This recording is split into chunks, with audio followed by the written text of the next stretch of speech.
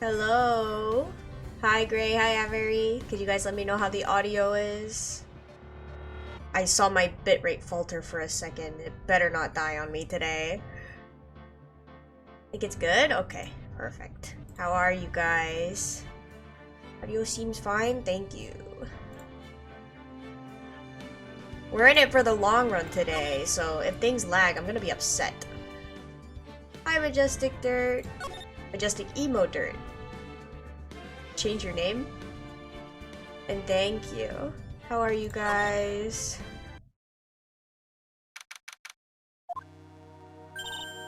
Good morning. Oh, are you by yourself? Morning, Pearls. Don't ask about my name, we have some stuff happening. Gotcha, okay. Mr. Nick, please tell me. What's going to happen to Mystic Maya? I'm sorry. We don't know yet. The investigation is still going on, so I wasn't allowed to visit the inner temple. Oh, I see. So is Sister Iris still trying to remove those trick locks in the training hall? No, she's the defendant in this case, so she can't be at the inner temple. I regret I have to be emo for 2 months. Oh, oof. Well, hopefully those 2 months go by quick. That is unfortunate, though. She's required to be here in court. Then how come she's not here in the defendant's lobby? I have to admit, it's kind of strange. Wait, who's talking? Can you please tell me, game? If you're looking for Iris, she's in the prosecutor's lobby. There, it's Edgeworth, okay. Edgeworth? Emos are cool people, I have no bias here, that's fair. What's Iris doing over there? She's going over today's testimony, but the prosecutor as we speak. Today's testimony? You heard me. Iris is going to be testifying as a witness for the prosecution. Wait, what? Swear I'm just not emo, oh. The prosecutor is squeezing her for a confession. Or so I heard. Franziska von Karma, what are you up to?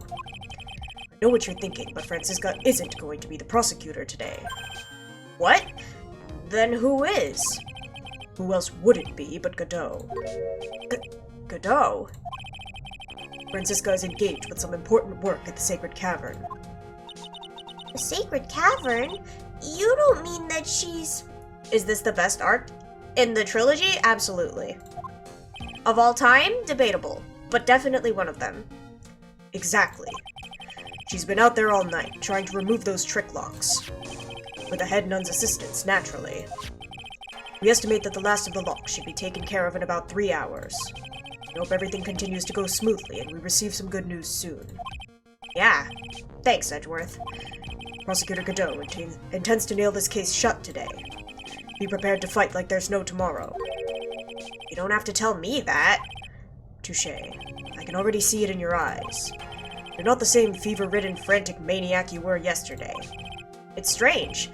On the way here, I decided that today would be the end of all of this. Almost immediately after I made that decision, I felt myself getting stronger. Interesting. Maybe you've passed your cold onto someone else, literally. And with that, I leave the rest in your capable hands, partner. Thanks. We're gonna win. Still don't have answers for most of the riddles plaguing this case. The circumstances around the murder of Miss Elise Dunim. No, I mean Miss Misty Fey. The impossible flight Larry claims to have seen.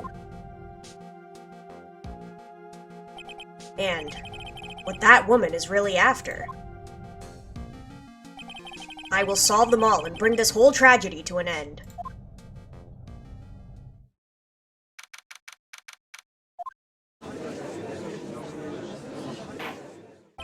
Court is now in session for the trial of Iris and of Hazakuda Temple.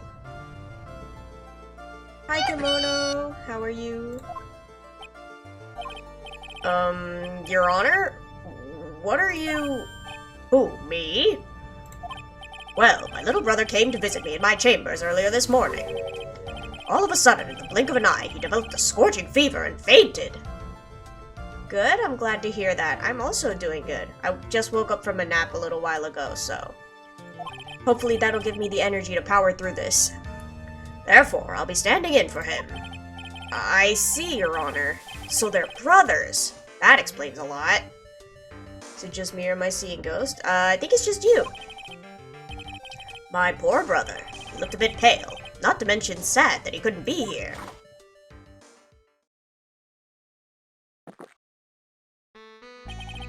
It is impossible to predict what the future has in store for any of us. This is precisely why people feel the need to judge the past. And we of the court have been charged with the solemn duty of passing such judgment. Well said, Mr. Godot. I understood exactly what you said. At least up until the end, anyway. Now then, Mr. Godot, please proceed with your opening statement. Humans are fragile, fickle beings. Our hearts change with the shifting of the tides. There is only one thing that remains a constant in this crazy world. The bitter darkness that lies at the bottom of this mug.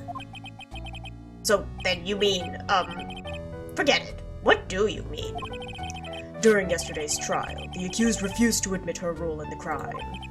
But today, she's had a change of heart. Sister Iris of Hazakura Temple has a confession to make. Confession? The defendant? Judge is a kind of zoned out person, absolutely. He's old. Iris. Why didn't she discuss this with me first? Very well. The court will now hear the defendant's confession.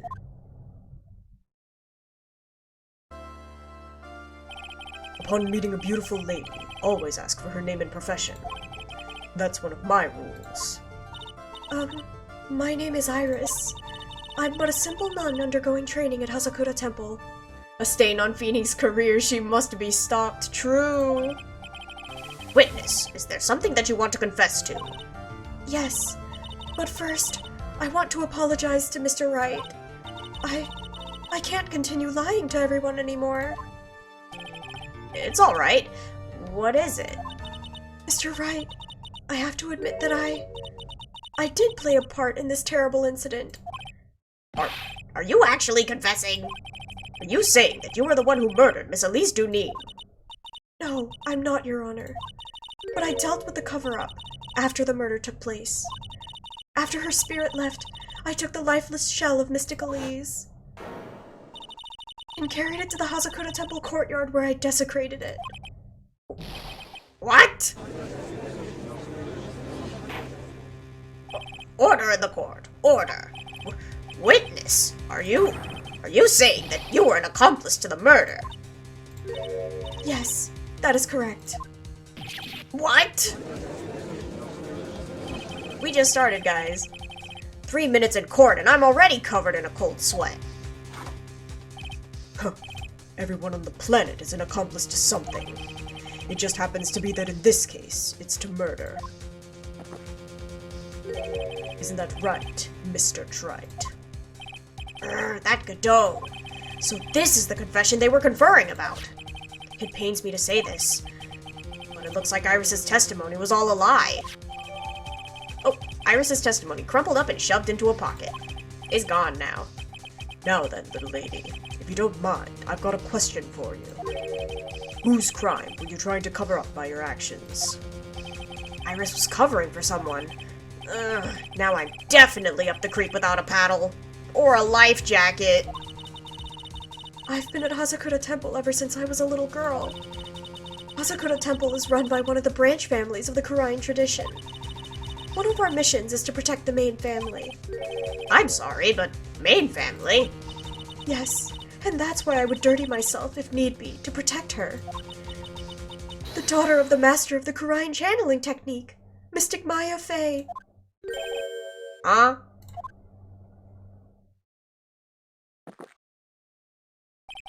Wake up and smell the coffee, Trite. She's naming Maya? Order. Order in the court. So not only did you witness the murder, you know the name of the murderer. I'm terribly sorry, but it's true. I saw her commit the crime with my very own eyes. And then I cleaned up the area to try to protect her. What the flip exactly? That's ridiculous. Maya could never do... The defense will refrain from commenting on this until the appropriate time.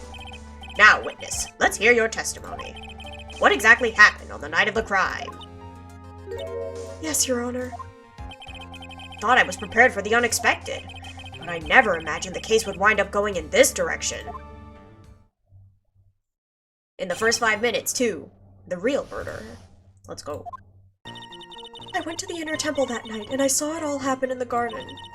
I saw Mystic Elise strike Mystic Maya with her staff. While Mystic Maya was still stumbling, Mystic Elise moved in to deliver a fatal strike. Mystic Maya tried desperately to defend herself and stole the weapon. Just gonna bail out of school tomorrow, so gotta sleep early. Oh, okay, good night. Thank you for dropping by. I appreciate it. It was only in self-defense. You can't blame her for it. So it was in self-defense.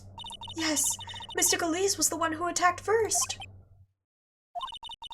That's why I tried my best to protect Mystic Maya. You moved the victim's body to the temple so that Maya wouldn't be suspected. Isn't that right? Not bad. You've got the instincts of a true criminal. Something's not quite right. I'm sure it was established yesterday that Iris never went to the inner temple that night. And that the person who did go was that woman. Iris even admitted it.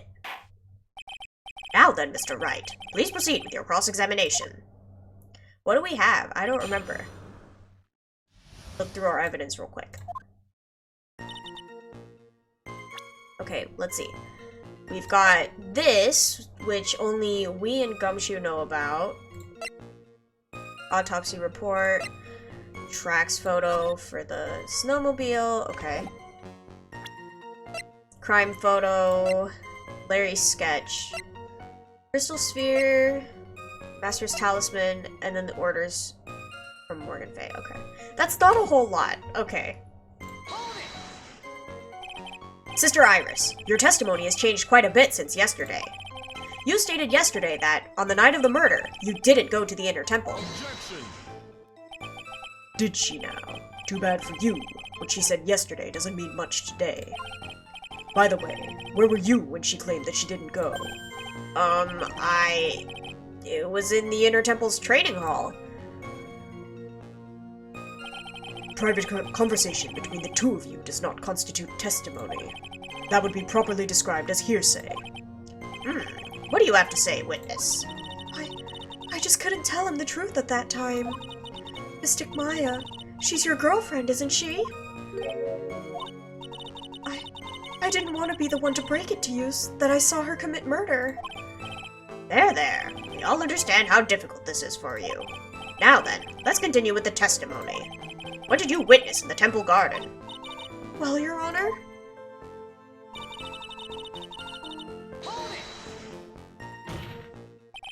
You're saying that the victim attacked Maya? I mean, Miss Fay. Yes, it was a truly frightening scene. Mystic Maya was struck hard on the head and looked like she was going to collapse. What were you doing at the time? Why didn't you stop them from fighting? I'm terribly sorry, Mr. Wright. I was frightened. I couldn't move. I couldn't even speak. I was in such shock. That's perfectly understandable, my dear. This doesn't sound right. I don't believe this testimony for a minute. What happened after that? I mean, why would she hit Maya? She's her mom. I'm just gonna...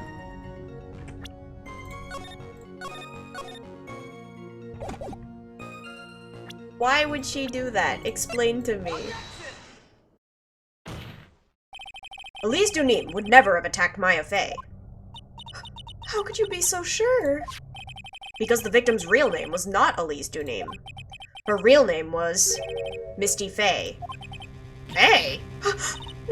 No! Not Mystic Misty Fay! Who is this Misty Fay? Is she related to... Misty Fay is the master of the Kurine channeling technique. She's also... the mother of Maya Fay. Are you serious? Is it really true? Mr. Wright? Was Elise Dunim actually the great Mystic Misty? There's no doubt about it. It looks like Iris had no idea. I can hardly believe it. The idea that she would try to kill her only daughter, one that she hadn't seen in 17 years. Perhaps the prosecution can offer some explanation for why she would do such a thing. Ugh. Order in the court. There's no doubt about it. This certainly is odd. I find it difficult to believe that a mother would try to kill her own daughter. If it turns out that I'm wrong about this, I'll quit my day job and open up a coffee house. I'd like to believe that domestic violence cases like these never occur, but unfortunately, they're all too common. That's why people drink bitter coffee, you know. Brought to light a very interesting fact, Mr. Wright. But I must agree with the prosecution that domestic violence is not all that rare. You don't mean... The fact that they were mother and daughter doesn't itself disprove the witness's claims. I think it would be best if we return to the testimony at hand. Yes, Your Honor. Somehow, it looks like I'm going to have to find another contradiction in her testimony. Something more conclusive than this. Okay. She moved in to deliver a fatal strike. Yes, I'm sure of it. She threw down her staff and reached into her robe for a weapon. Wait a minute. What was this weapon?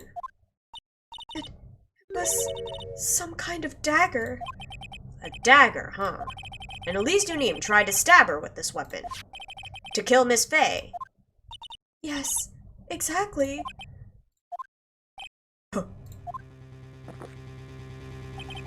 You look like I did after I mistakenly took a swig of Worcestershire sauce.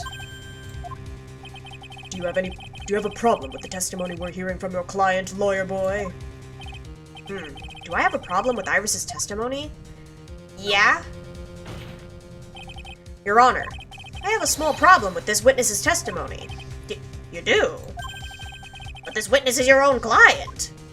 Yes, well, nevertheless. That's fine. Witness, let's add your last statement to the testimony. Yes, sir. Hey, just a moment. It's my job to say that. Listen, Gramps. I won't say it again. Final judgment will be rendered by me. Okay now, let's continue. She threw her staff away and pulled a dagger from inside her robe. But, like, why? Sister Iris, there's something strange about your version of events. Huh? Miss Dunim throwing her staff away makes no sense at all to me.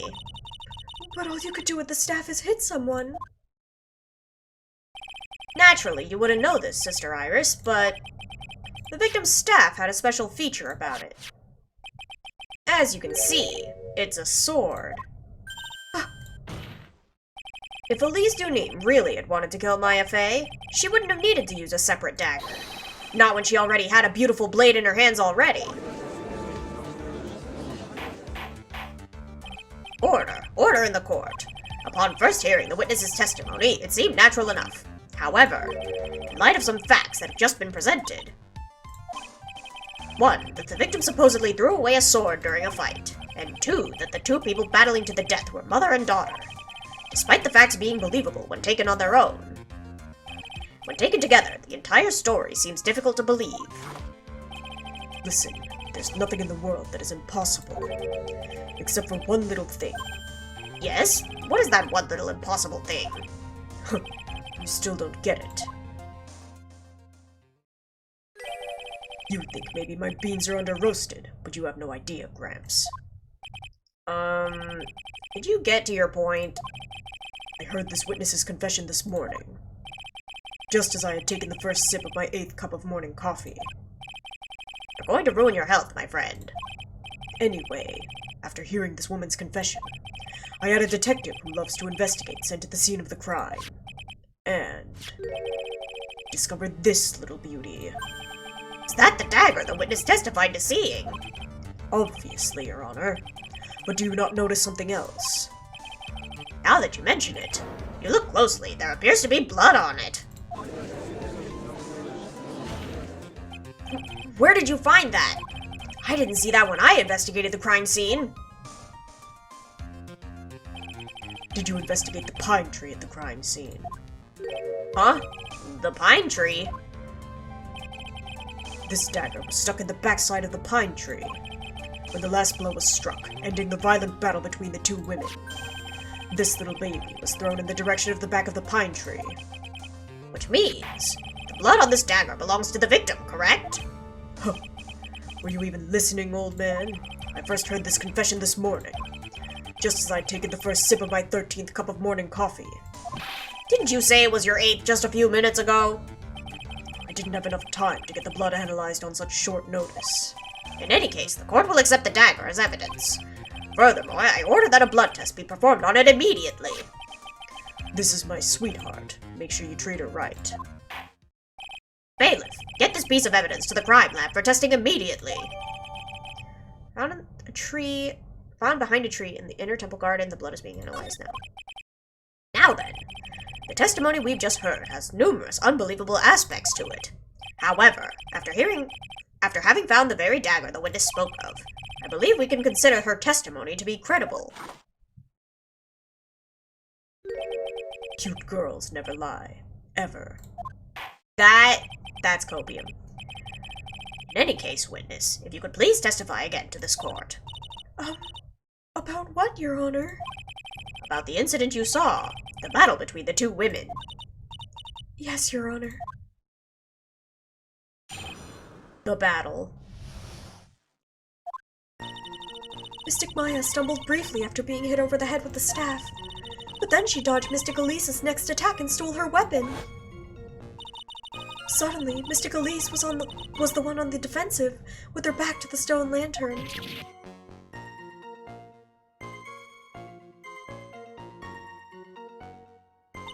That's when Mystic Maya stabbed Mystic Elise. Mystic Elise managed to fling the knife away, but then she collapsed. Godot the simp for real. That was a very heartbreaking story. I don't know if there were any bad feelings between them, but it had been 17 years since Mystic Misty's disappearance. Perhaps they simply didn't recognize each other anymore. That seems reasonable. But why murder? Now then, Mr. Wright, proceed with your cross-examination. Can we get a motive, guys?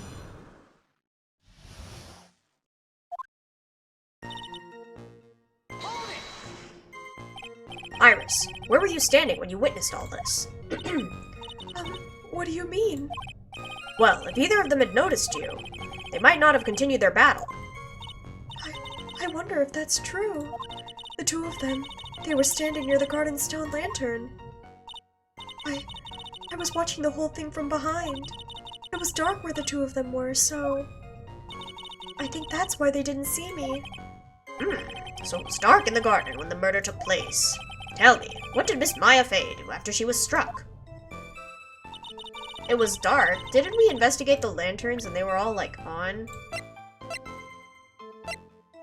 We don't have that, do we? No, my lanterns. What happened to the victim's staff, then? I'm not sure. The area was very dark, so I really couldn't see. I think it got knocked away somewhere as the fight escalated. That makes sense. That would explain the need for the dagger. Mystic Elise raised the dagger to strike, but Mystic Maya dodged it at the last second. The dagger struck the lantern and fell to the ground. And then at some point, Mystic Maya picked it up. Nothing sounds especially strange yet. What did the victim do when the weapon was stolen from her?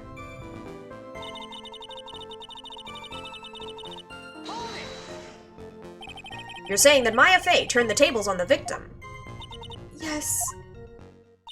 But Mystic Maya wasn't herself at the time. After all, her life was in danger. I still can't believe it. The idea of Maya cornering someone at knife point is just silly. As they say, a cornered fox is more dangerous than a jackal. I believe the correct description of a cornered fox is scared and petrified. Your animal analogies have grown tiresome. You were the one who started it! Anyway, so, after Maya Fey backed the victim into the stone lantern, what happened next?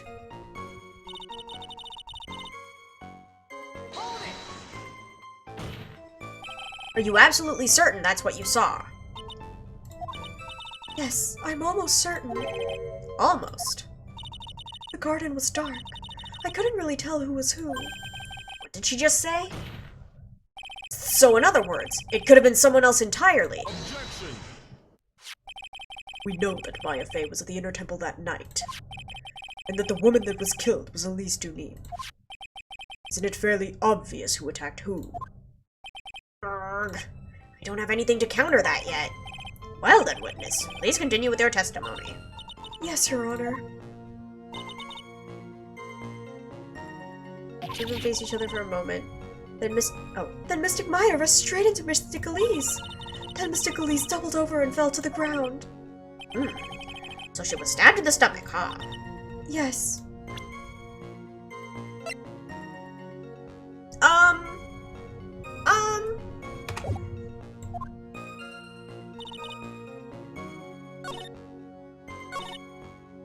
Do I put it here?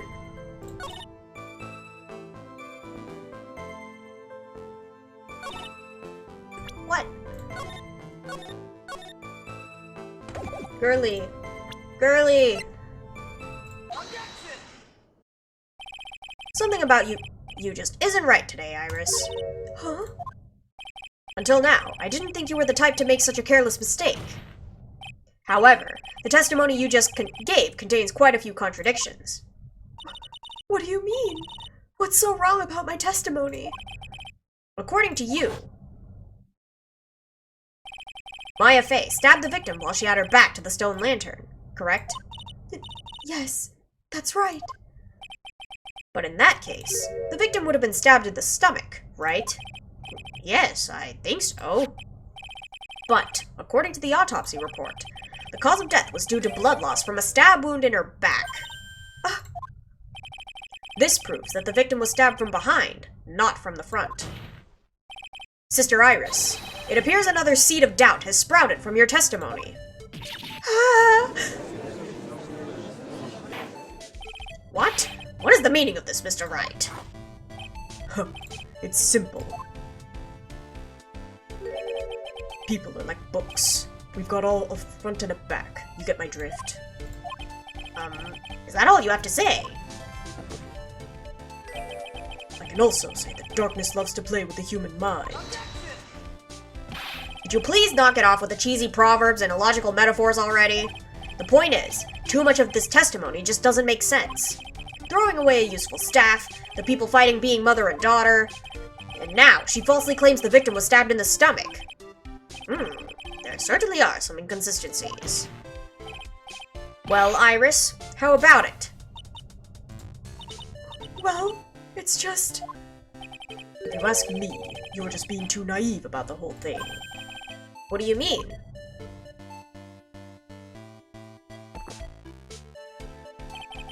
There are 253 distinct types of bitterness in coffee. But to pick out each one requires total concentration and the use of all the senses. Were you really concentrating on what this witness actually said? Prosecutor Godot, explain yourself. The witness was quite unambiguous about her own ambiguities when she said that the garden was dark and that she couldn't see clearly. Human needs one thing to see clearly, and that is light.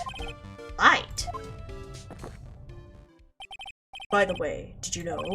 Hazakura has a rule that on nights when an acolyte is at the Inner Temple training, the stone lantern in the garden must be kept lit. I did wonder what that stone lantern was there for. Well, if that's true, shouldn't the witness have been able to see the crime more clearly? Normally, yes, Your Honor, but according to the head nun, Sister Bikini, on the night of the crime, it was impossible to light that stone lantern. Impossible? It hadn't been used in a long time and the wick was no good. In other words, it had to have been nearly pitch black in the garden that night. There could have been a faint light coming from the training hall, but that's all. No, they had torches outside. Most enlightening. Yes, that illuminating fact had chased all the contradictions away. If the staff was dropped, it would be difficult to see. It also explains why they didn't recognize each other. We can't see the demons that lurk in the night. That's why humans are weak. Isn't that right, Trite? No! Order, order, order! Here, Your Honor. Let me present the stone lantern into evidence. Maybe it will rekindle the flame of truth in your mind. A lantern from the Inner Temple Garden was not lit the night of the crime. Why is the judge just sitting there with that look on his face? What's wrong, Your Honor? Was that flame too hot? This lantern? There's something written on it. Why? It's written in blood! Oh boy. So the judge didn't know about that yet. Written in blood. It says Maya upside down. What the? Oh, yes, that's right. After being cornered and stabbed by Mystic Maya, Mystic Elise didn't fall down right away. She must have been writing that on the stone lantern behind her, with the blood that was draining out of her body. It certainly looks that way. Hang on. Hang on just a minute. What are you all talking about? What do you mean, what are we all talking about? We're talking about the message written in blood. Nonsense. This lantern, it's as clean as a whistle. Could it be? He can't see the bloody writing at all? Now that I think of it, he did say something to me yesterday. My eyesight is pretty messed up. Even with these huge goggles on my head, I still can't see everything. So that's what he meant by that. In any case, this is obviously an important clue. We now know that the crime scene was dark, and that the victim scrawled this message on the stone lantern. Well, Mr. Godot, anything further? Mr. Godot? Okay then, let's move on. Godot is literally shaking, and somehow, I don't think it's from caffeine overdose. I believe it has now been established that Miss Dunim was killed by Maya Fey. That's just wrong. Now it's time to turn our attention to you. Yes, sir. After the victim died, you did something, didn't you? Let's hear it. We're all ears. Oh boy. Sister Iris's cover-up. After Mystic Elise died, I called out to Mystic Maya.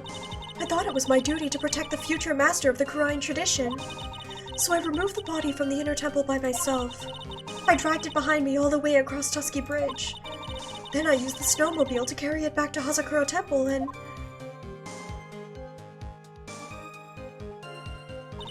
I used the Shichishito to alter the way the wound looked.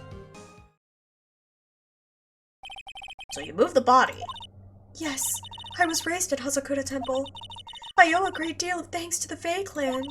But even so, I never imagined that Elise Dunim was actually Misty Fae. I've committed a terrible sin. Terrible trick of fate. I believe you're looking for a twist of fate, Your Honor. I intended to return to the inner temple after taking care of the body, but... We're spotted by the... Oh, that's not... You were spotted by the head nun, correct? Yes, and that's why I couldn't go back. Your story makes sense, I suppose. Mr. Wright, go ahead with your cross-examination. Yes, Your Honor.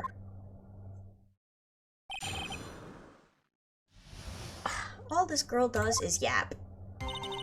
Okay. So you waited until everything was over before making a move. Ooh, what? No, it's not like that. She saw someone murdered right in front of her eyes. It's not surprising that she was a little timid. Yes, I suppose that's true. Sometimes when I'm watching lawyers argue back and forth with each other, I feel so helpless that I just sit quietly and wait for them to reach a conclusion. Isn't it your job as the judge to mediate the argument? It wasn't until Mystic Maya saw me that it finally dawned on her what she had done. So then, you knew. You knew the significance of the name Maya Fey. Yes, of course I did. That's odd. I mean, Sister Bikini didn't recognize Maya's name, let alone her position. Anyway, she was a very special person indeed. Why did you do that? Because I didn't want Mystic Maya to be suspected in any way. I thought the best thing would be to remove the body from the crime scene. You moved her body all by yourself. Yes, I did. It would have been impossible if it wasn't for the snow. The snow, huh? It's pretty amazing you could make it all the way across. That's a rickety old bridge. It looks worse than it is. It's surprisingly sturdy despite its age. It's like they say, idiots are too stupid to catch even a simple cold. But there's one other thing that bothers me. Why not just throw the body into the Eagle River? It would have been much easier than dragging it all the way to Hazakura Temple. I thought that it would still cast too much suspicion on Mystic Maya.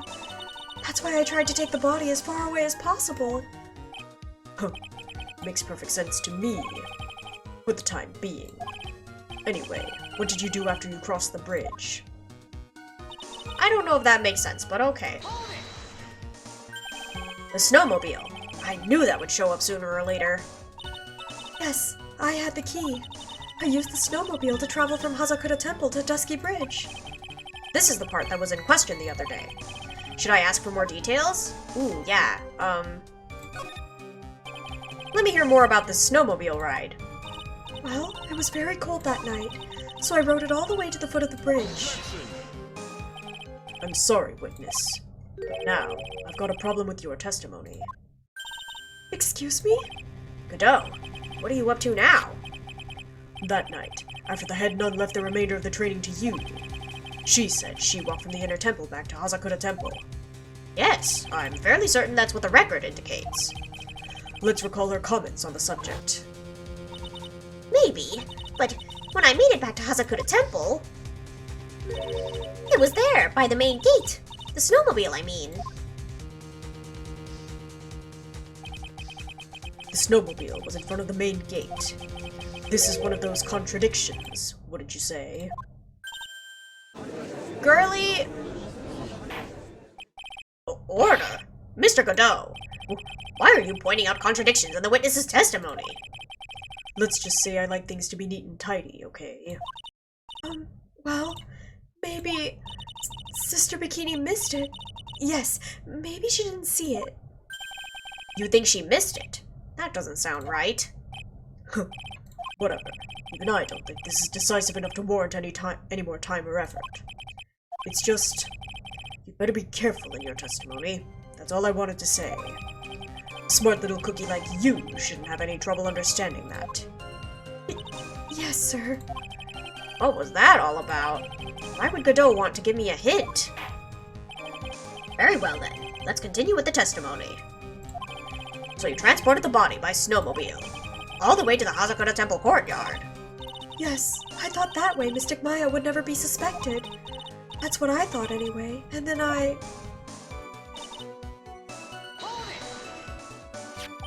Is that what you were doing when Sister Bikini saw you? Yes, that's right. She probably thought the worst. Probably. More like definitely. I see. So Sister Bikini mistakenly thought you were the one that murdered Miss Duneen. I'm so sorry. Please forgive me. It's my fault that this case has gotten so confusing. I don't want to believe it, but I don't think my logic is failing me. Iris is trying to pin the murder on Maya. But why would she want to do that? There's only one reason I can think of.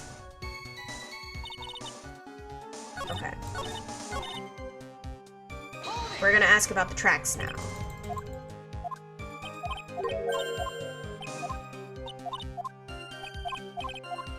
Oh, is it not this one? Oh, yeah. About the tracks. If you really did move her body by snowmobile, then there should be tracks left in the snow, right? Well, yes, naturally, you would expect tracks. This picture was presented at yesterday's trial. Are these the tracks from that ride? Yes, I think they are. But I can only see one set of tracks here. I don't see what's so strange about that. Snow was still falling when I left Hazakura Temple. I see. Snow was still falling, huh? And then when the murder took place, it had already stopped. That's why there are such fresh-looking tracks. How about it, Mr. Wright? What do you think about this testimony? It's very important. When the murder took place, the snow had already stopped.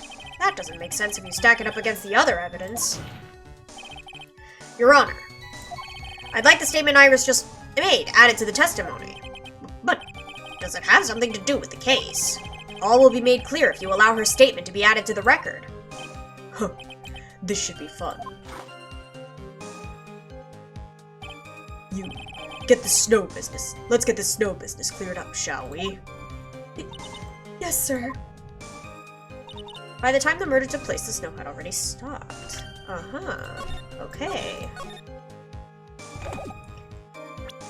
So the autopsy report says 10 to 11.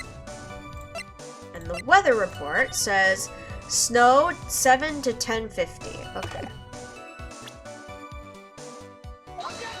It's not this! Good thing I saved. The snow had already stopped. Objection! Objection! Maybe I press it first.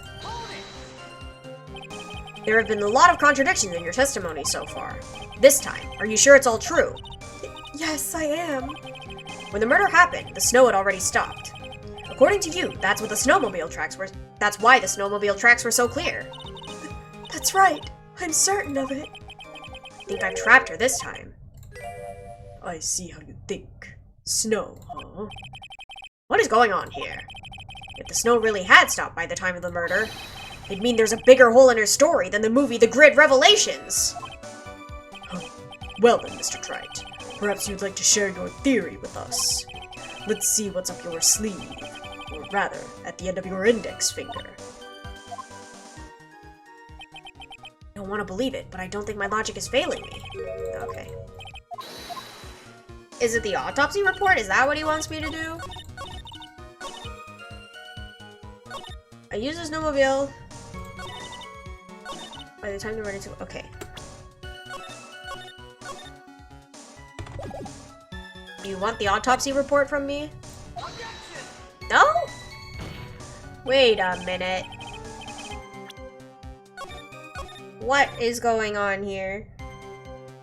By the time the murder took place, the snow had already stopped.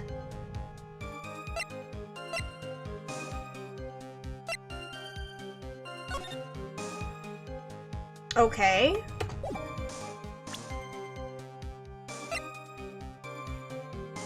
Found in the outcropping, blah blah blah, found behind a tree.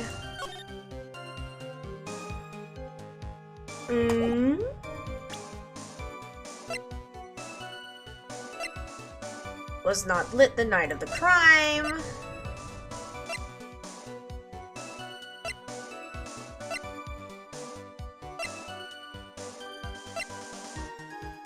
Huh?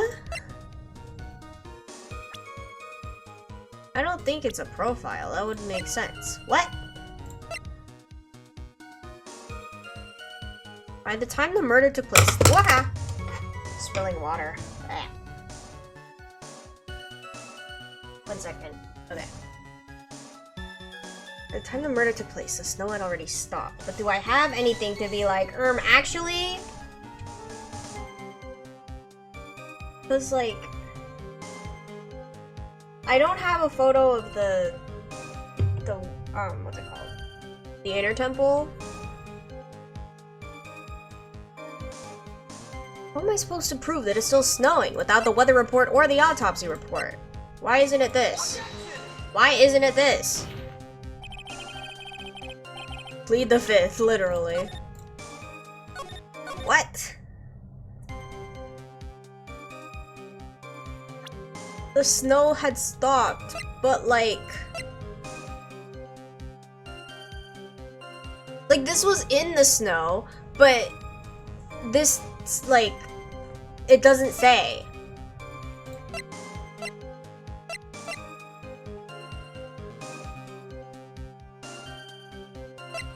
Like this too. This was in the snow, but it doesn't say. I'm gonna Google this. I don't understand.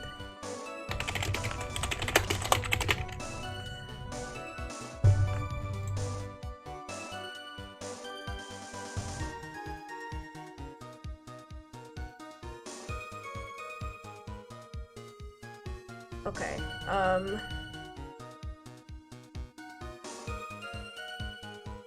weather data on the fourth statement.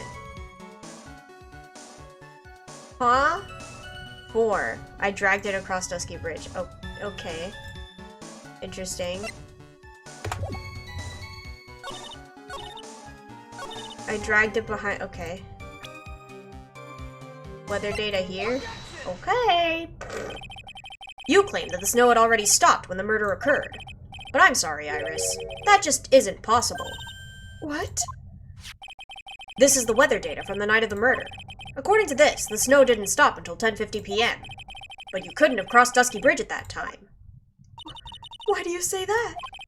Because 5 minutes before the snow stopped, Dusky Bridge was struck by lightning and had caught on fire. What did you say? The bridge?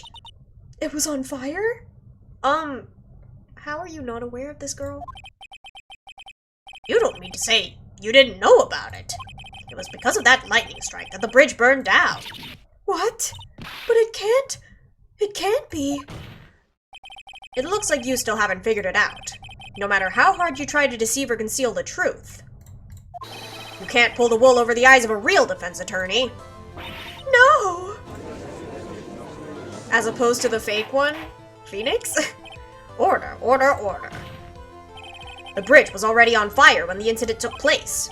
That's right. The inner temple was already totally cut off from the outside world. There's no way you could have crossed the bridge, body or no body. Witness, even my patience has its limits. Any further lying and I will fine you in contempt of court. Do you have anything to say for yourself? The only person here that is truly contemptible is you. Old man. Me? How dare you? Whether this witness lied or not does not mean squat right now. Squat? The important thing now is to find out the truth. Isn't that right? Yes, of course, but... Whether it was snowing or not snowing, or whether the bridge was burning or not, there are 2 facts that can't be disputed. First, the body of Elise Junin was discovered in the Hazakura Temple courtyard. And second, the head nun, Sister Bikini, witnessed Iris desecrating Elise Junin's body. He makes a good point, on both accounts. That's right. I'm not lying. What are you claiming this time? I wasn't myself at all that night, so my memory is still somewhat hazy. You've stood at that witness stand and testified this the entire time. Are you telling us now that your memory of that night is hazy? Lying in court is okay now, apparently. It is only human to err. If you're so perfect, right, maybe you can explain this for the court. What is it? When the murder happened, the bridge had already burnt down. But somehow, the body traveled across the bridge and was found in the temple courtyard. Perhaps you have some kind of perfect explanation for this little magic trick. Ugh! Well, not exactly, no. I know there must be some other way she got across that burnt-out bridge.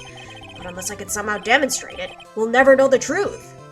It's always been that way in the Ace Attorney world. It's true. It's true. Everyone lies. Looks like the defense is not prepared to offer a suitable explanation. You see what I mean? In other words, you're in no position to suggest that this lady's testimony isn't the truth. Ack!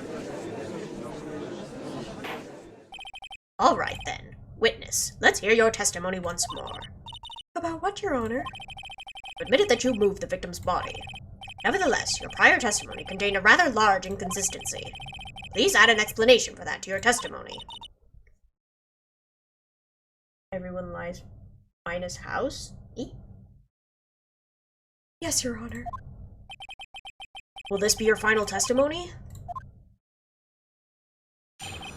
Moving the body. Other than walking over the bridge, there's no way to move the body. So I must have just gotten confused, I guess. Was the snow still falling or had it stopped? Does it really matter that much? Or are you saying that there's a way to cross a burning bridge? Well.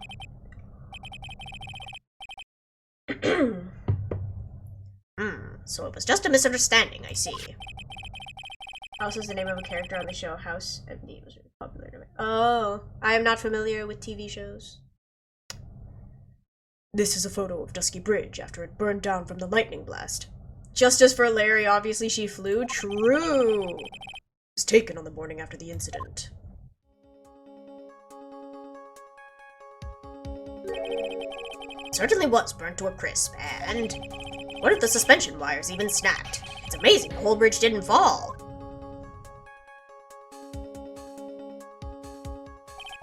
Clearly, it would be impossible to carry a corpse across a bridge in this condition. Aha!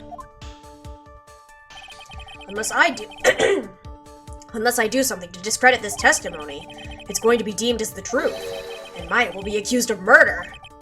Trite. I'm only going to say it one more time. It is only human to err, and only humans can spot the errors of our ways. The more sense he makes, the less sense he makes. All right, Mr. Wright. Please begin your final cross-examination. Also, guys, it's so over. I thought there were 2 trial parts, but there's 3, so we're in it for a very long run. Okay. Throw the body across the bridge. Yippee! It's true. We're about to do just that. Where's the painting? Behold! A dead body flying over a burning bridge. I wouldn't exactly rule out the possibility. What? You're saying it's possible. Don't make me laugh. The only thing that's possible about your claim is that it's been pulled out of thin air. I don't know about that. In any case, we have a witness who did see it happen. Preposterous! Who is it? Who is this witness?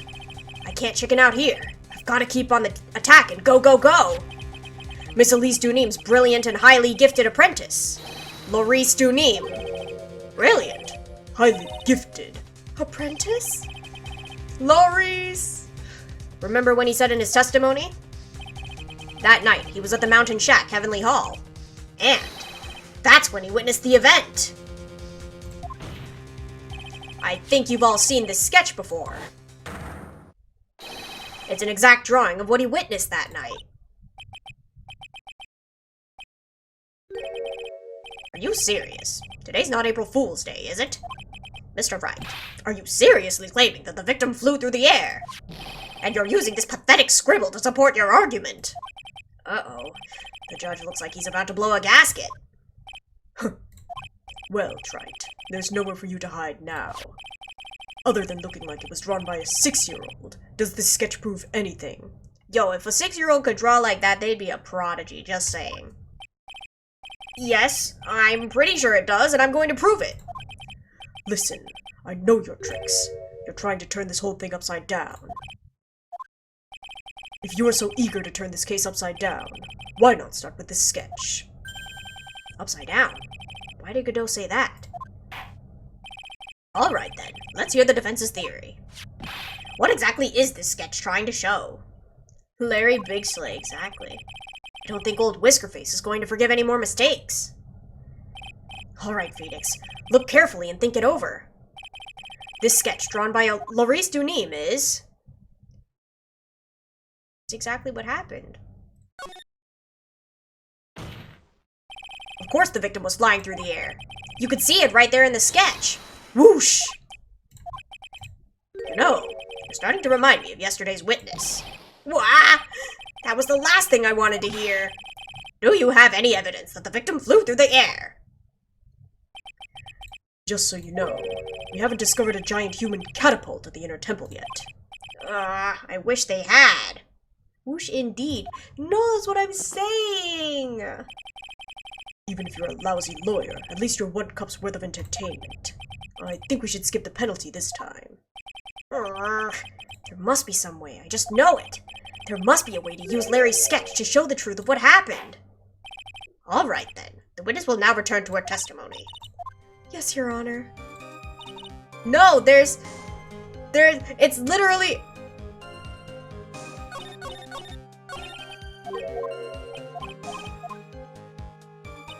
One, two, okay, wait. I'm gonna do it again.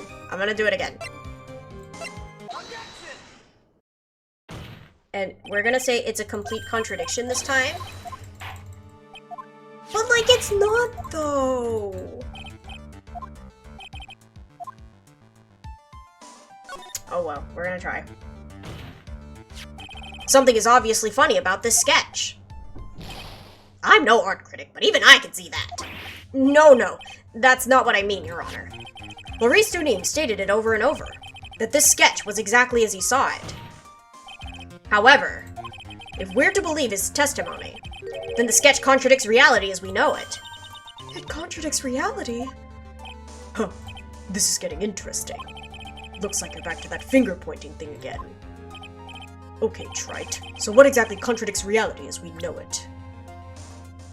Aside from the flying human being, it's this wire connected to the bridge. The wire? Huh. Is that the thing that contradicts reality?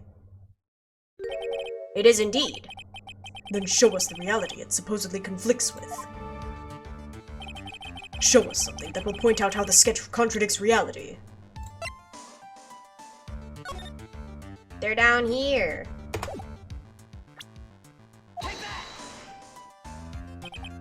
That's a photo of Dusky Bridge, correct? Yes, now compare the sketch and the photo for a minute. In the sketch, the wires appear to be above the guard wires. But on the actual Dusky Bridge, jumping Jehoshaphat, the wires are below the guard wires. What? Order, order, order. This sketch is somewhat different than what's depicted in the photo. However, isn't it likely that the artist just saw it wrong? Or perhaps he just drew it wrong. Either way, it sounds like you're just wrong. With someone like Laurice, I admit a mistake is a definite possibility. But then, that begs the question, why did he make a mistake? What was the reason? Are you saying you know the answer to that? Listen, think back, alright? Remember what Laurice was doing when he witnessed this event? He was at Heavenly Hall waiting for a lover that was never going to come. He waited and waited, and finally he lay down. But then, lightning shoots from the sky and sets the bridge aflame. Larry can make mistakes, but not the rising star Laurice. No, of course not. Now ponder what sort of position Laurice must have been in at the time. He was lying on his back, which is why he remembered the scene the way he did. He was lying on his back. I can't see how it relates, but it does, Your Honor. That's the reason why the wires in the sketch go up instead of down. Ah! No way. Maurice Dunim witnessed the event while he was lying on his back, face up. In other words, the scene that he saw was actually upside down. So you're telling me that Larry saw one thing for a split second and then did not look again and sketch this entire thing without any references? So then, this sketch should actually... I think you finally get it, Your Honor. The correct way to view Laurice Dunim's sketch is like this. Genius King for real, for real. This is how it should actually look. The victim's body wasn't flying above the bridge. It was actually swinging below. That's right, just like a pendulum. Ridiculous! Order, order, order! Of all the things to say, a pendulum. The bridge was burning to a crisp. There was no way to get across it. But if the body had been found at the inner temple, it would have caused problems. This is where the criminal decided to take a gamble. They used the burning bridge to get the body across to the other side. And a pendulum was the only way to get it done. Let's think about this for a minute, shall we? Dusky Bridge is about 20 yards long, which means it's about that far from the inner temple to the opposite cliff. Yes, that sounds right. In order to cover that distance with a pendulum, you need a rope at least 10 yards long. To get a rope that long, you have to plan ahead. The lightning strike that night can have only have been an accident, so it doesn't make sense that the culprit would have prepared the rope beforehand. So then, they didn't have to get the rope ready. The rope was already right in front of them. What? I'm saying that it was just a matter of using what was already there. In that case, Mr. Wright, please give us an explanation to support your theory. What makes you think the criminal had the rope on hand to create a pendulum? And the meaning of this is, if you want to know where the rope came from, it's hanging right there in front of your glorious beard. Ah! This is one of the wires from the bridge. When the lightning struck the bridge and set it on fire, one of the suspension wires came loose from its anchor. The criminal didn't have any time to waste, so they tied the wire around Elise Dunim's body. Whoosh!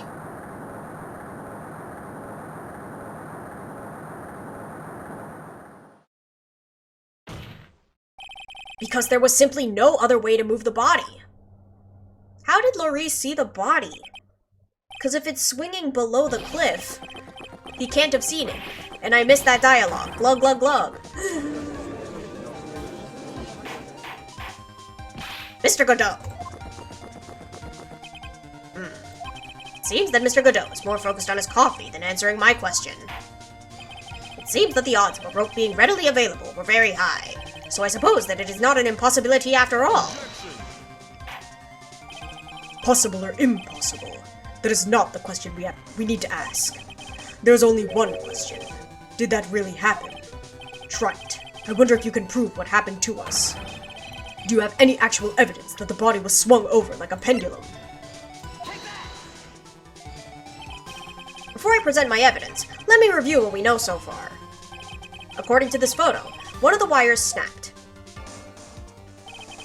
Looking at the map, we can see that it's one of the ones that was in front of the inner temple. So then, well, that was the spot by the criminal. Yes, precisely. Now let us consider the body's movement by looking at the overhead map again. If the body was pushed from this point here, it would drop on the opposite bank at approximately this point. Did you say drop? Well, they must have failed to catch the body on the other bank. What? What makes you think something like that happened? Because I have evidence that suggests her body dropped some distance. What kind of evidence? Take a look at this autopsy report. It says here that her body fell about 10 feet after her death. 10 feet, huh? That's most likely the height difference between the two sides. The body overswung due to the forward momentum, but then came loose and fell about 10 feet. And then, as a result of the landing impact, this crystal sphere was knocked loose. That's... Yes, this blood-stained amethyst crystal. It's the one that came off Miss Elise Dunim's staff. And even more important is the place where this crystal sphere was found. Indeed, I believe it's already marked on this overhead map. The crystal was found... Precisely, Your Honor. In the very spot where the pendulum would arrive if given the right amount of speed. This explains your theory quite well, Mr. Wright. You have provided us with the way the body could have been moved that night. Impressive deduction, Mr. Wright. Most impressive. Ouchie. Mr. Wright!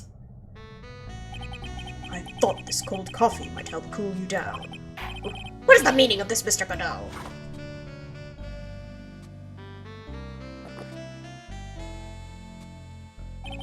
There was a dark and bitter guess that you made, Trite. But you forgot about one thing.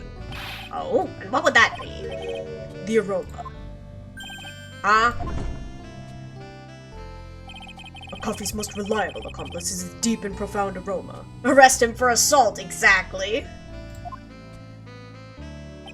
The rest of the court doesn't speak Coffinese. Can you elaborate a bit more? If the criminal had sent the body to the other side like you say, then naturally, there must have been an accomplice lying in wait to catch it. An accomplice? The criminal wasn't able to cross Dusky Bridge. So, who collected the body? What do you have to say to that, trite? Well, Mr. Godot is correct. This can't be the work of a single person. Well, Mr. Wright, you know what you must do. Yes, Your Honor. The body couldn't have made it to Hazakura Temple without an accomplice. Very well, then. If you please, Mr. Wright. Oh!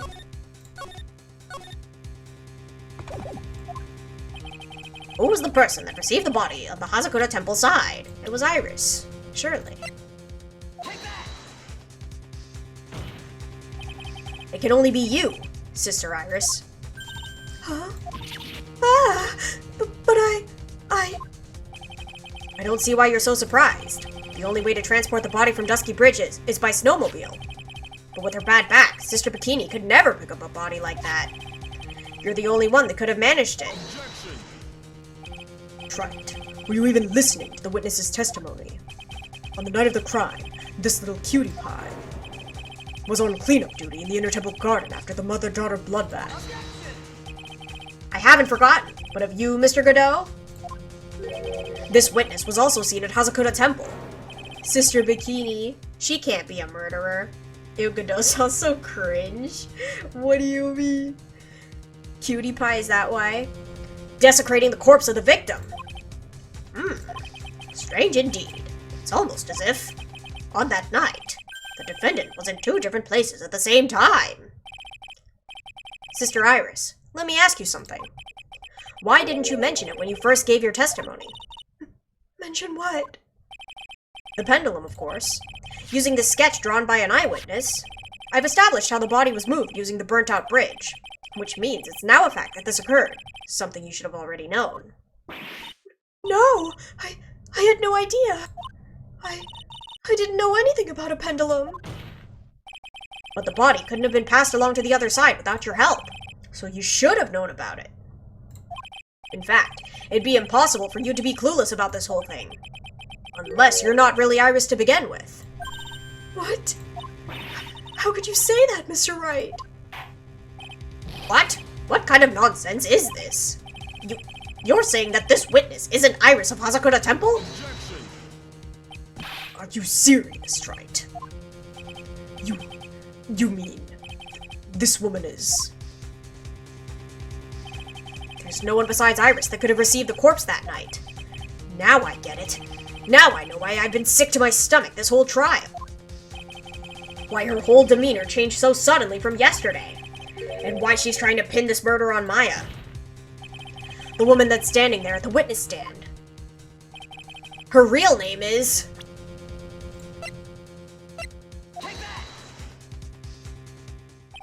I never thought I'd have to utter your name again, let alone see you. It's been a long time, Dahlia Hawthorne. Hawthorne?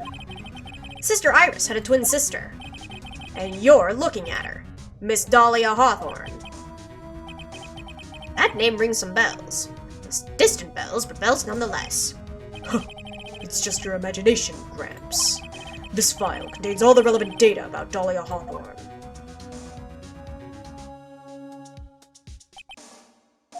Oh yes, I remember now. That case, 5 years ago.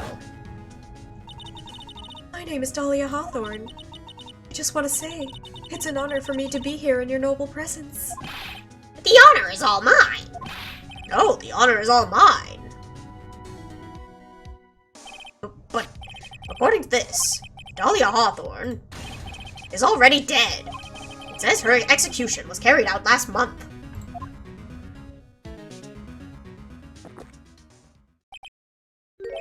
So what? Death has no meaning in this courtroom. What? Order, order, order. Wait a moment. How can you... My sister, she's already dead. What kind of... You of all people should already understand. After all, the blood of the master of the Kurine channeling technique flows within that body. The Kurine channeling technique? Now where have I heard that? That's right. You're not Dahlia Hawthorne herself. You're the spirit of Dahlia, currently inhabiting the body of a spirit medium. What an exciting story. Exciting, but quite impossible. You're asking us to buy the Dahlia Hawthorne just happened to be channeled by someone, on the very night of the murder, to a temple where her twin sister Iris was. Well, if you're going to put things that way, then yes. We're supposed to believe a coincidence like that just happens. Naturally, it was no coincidence. The whole thing was part of a plan from the very beginning. It's all written right here in these instructions. What's that? These instructions were written by your mother, Morgan Fay. A part of the plan called for Dahlia Hawthorne to be channeled. That night, there were 2 irises at Hazakura Temple. 2 of them. Even the time of the channeling was planned out. As soon as you hear the lights out bell, in other words, 10 p.m. However, Iris was seen before dinner time. That means the Iris that was at dinner was the real Iris. And the Iris who gave me this hood in the main hall was also the real Iris. Meaning that the Iris Sister Bikini saw at the inner temple was someone else dressed as her. Namely, one Dahlia Hawthorne. Do you even know what you're saying, Trite? This whole channeling the spirit of Dahlia Hawthorne business. Yes, it's true that you found the plans that talked about it. However, there's one thing that's perfectly clear. The witness currently standing in the witness stand is the real Iris. What?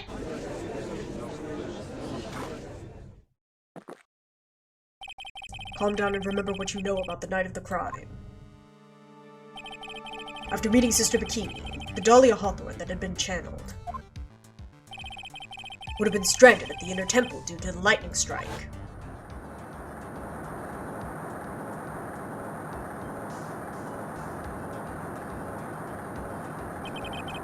Who keeps sliding him coffees? There's gotta be someone at the end of his bench that just keeps doing it. It was later that the body was moved by pendulum. That's right.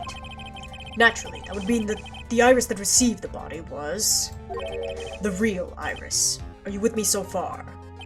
Yes. After being notified of what happened, the police came to Hazakura Temple's main hall, where they found Iris in her room and arrested her. And ever since, she's been under police supervision at the detention center. Yes, I suppose. I can't deny any of that. Phew. Thank goodness. It looks like he's finally convinced. But something still seems off. Way off. I'm still not convinced that the Iris here is the same one from the other night. I suppose you're about to say something really ridiculous.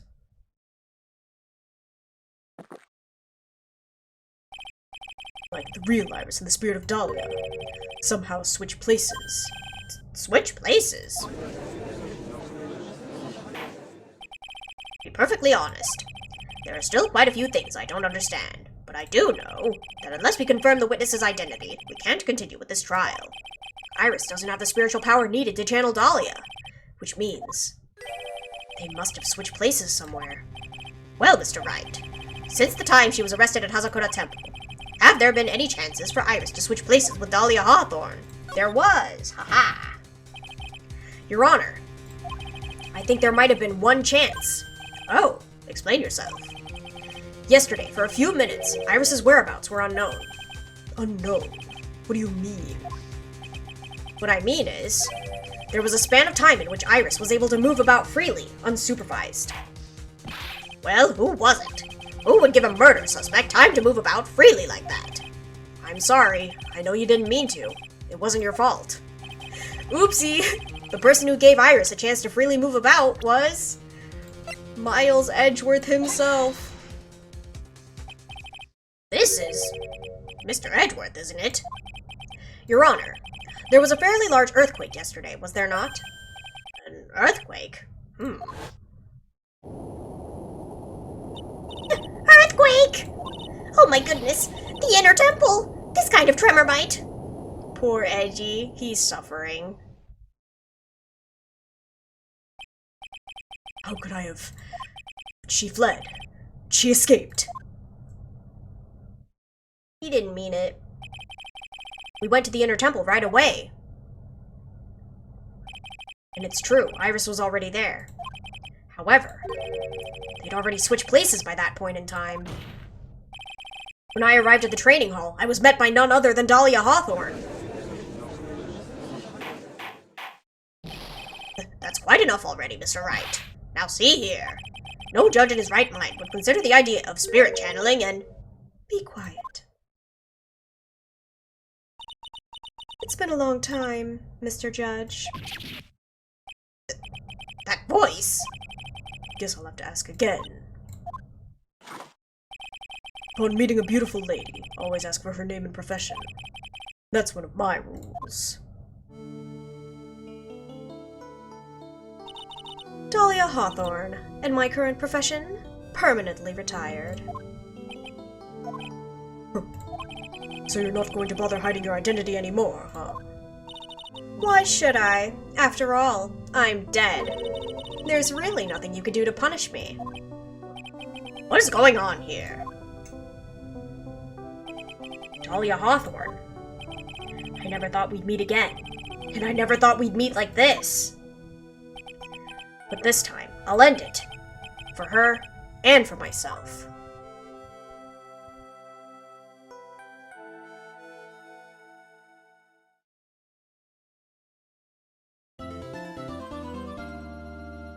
Alright guys, we're gonna try.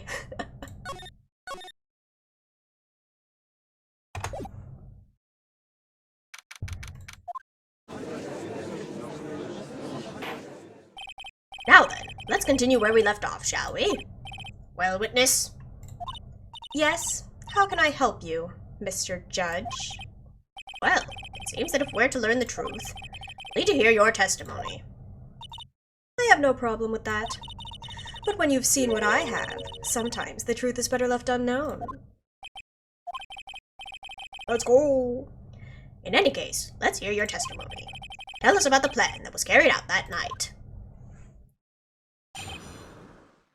I'm a little bit confused as to why Dahlia does not know about the pendulum, but like, okay. The plan. The whole plan began with my death. A stupid plan hatched by Morgan Fay to install her own daughter as the next master. But for it to work, Maya Fay would first have to die. The idea was for me to kill Maya and then have the blame pinned on Iris. The plan went wrong, but it seems to have succeeded anyway. So that means you really are... Wait a minute. Did you just say the plan was to kill Maya Fay? Yes, you have a problem with that? Don't give us that nonsense! There's no way that... Watch yourself, Trite. If you've got a problem, solve it during cross-examination. That's one of my rules. Mr. Godot is correct. And by the way, that's one of my rules as well. To kill Maya? Could it be true?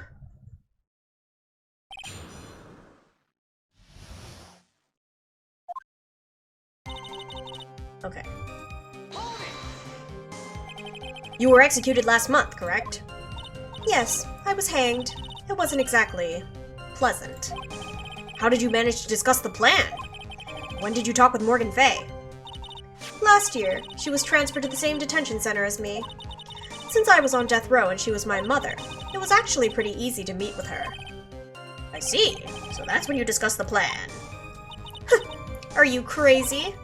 At first, that woman was planning to kill me as well, even though I'm her own daughter. All to make Pearl Fay the master of Khura'in? She's a cold, twisted woman. She thought she could finally regain her lost honor. The honor she lost when her younger sister, Misty, took her place as the master. Ever since that day, she's been working on this plan. A plan, huh?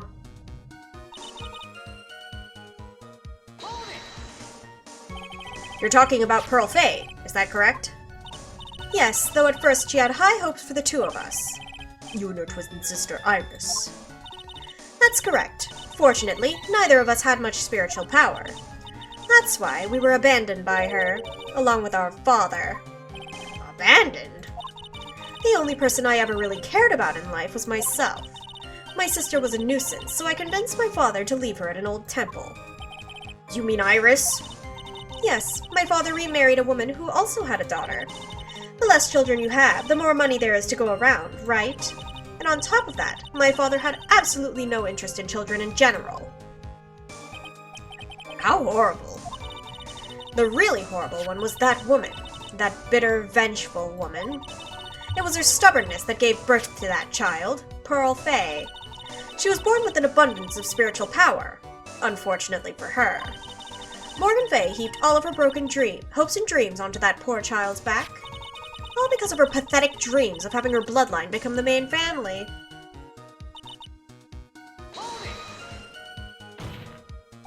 Maya would have to die. But why? For our bloodline to succeed as the main family, thus making Pearl the new master, the remaining descendants of the current master had to be taken care of.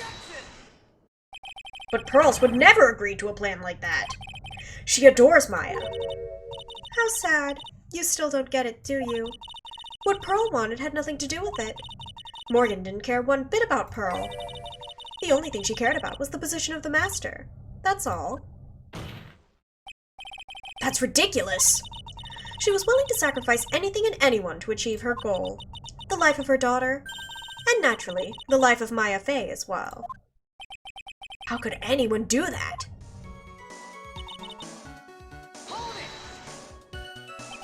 You? You were going to kill Maya? Pearl didn't need to know anything about it.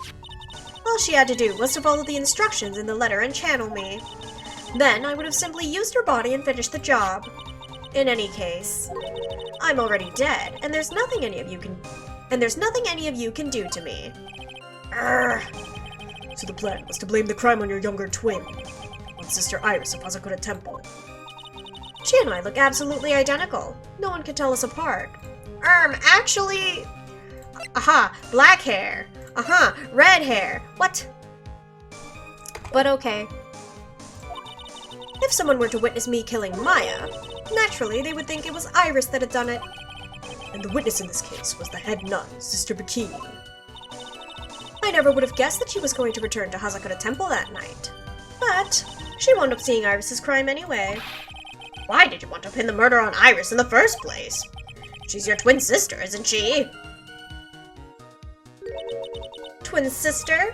Don't make me laugh. She's nothing but a backstabber. I couldn't care less about her. Backstabber? You just don't understand. You never will. Anyway.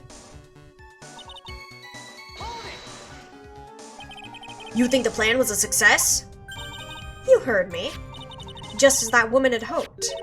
Maya Fay is dead. Now the title of the master will pass on to Pearl Fay. That's absurd. Maya is just... She's just trapped. Trapped inside the sacred cavern. Really? You're as foolishly optimistic as ever, aren't you? My darling Feeny. Do you want to know the truth? Ever since we met, I've despised you. Your sniveling naivety and your pathetic faith in other people. I just want to know one thing. What did you personally think of Morgan Fay's plan? I told you already, didn't I? It was a stupid plan. It had no point, no value other than fulfilling her own greedy desires. Yes, it was certainly nothing to be proud of. If that's how you feel, why did you help her carry it out? Why would you do it? Why would you kill Maya? You may not understand it, being the kind and gentle soul that you are. You may not be able to appreciate why someone like me would help a woman like that. So then tell me, why? Isn't it obvious? I'm not like that woman. I only act in my own self-interest. The reason I helped her was for myself. For my own personal satisfaction. What did you say? So this woman, Dahlia Hawthorne, she had her own reason for wanting Maya dead.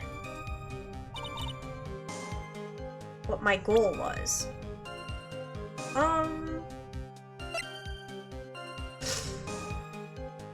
What?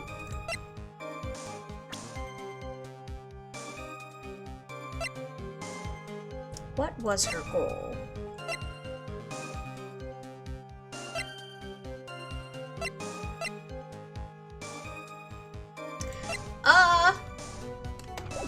No, I don't. Obviously, it's because you were helping Morgan Fay. Helping?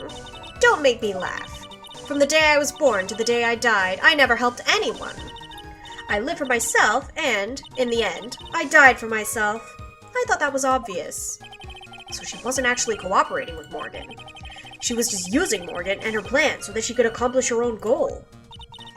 All I wanted to do was kill Maya Fey. That was the only way I could think of to get revenge. Revenge? Looks like I have no choice but to present that piece of evidence. I can't believe it. She meant to kill Maya. I've got to keep a cool head. And I need to get more information out of her. It's the only way to understand this plan, and what she was after as well. Is it because of Phoenix?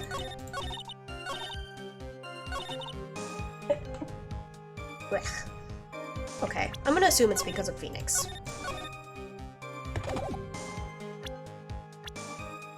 Wait, but I don't have Phoenix! Wait. My attorney's badge? Thank you. No, it's not my attorney's badge. No! Wait, I'm so confused.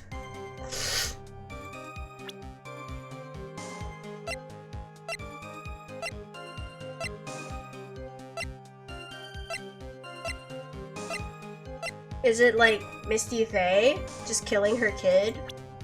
Baby? Nope.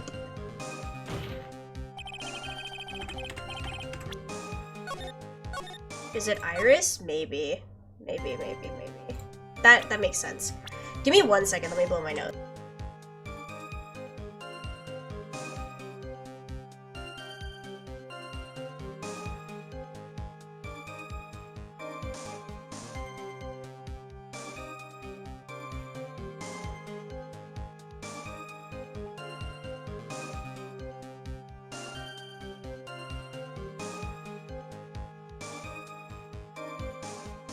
Okay, I'm back. Ugh. Okay, Iris. Ha!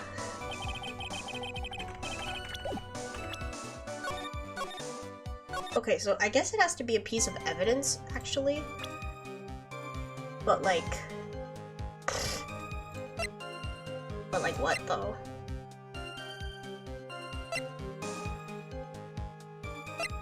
I'm actually so lost.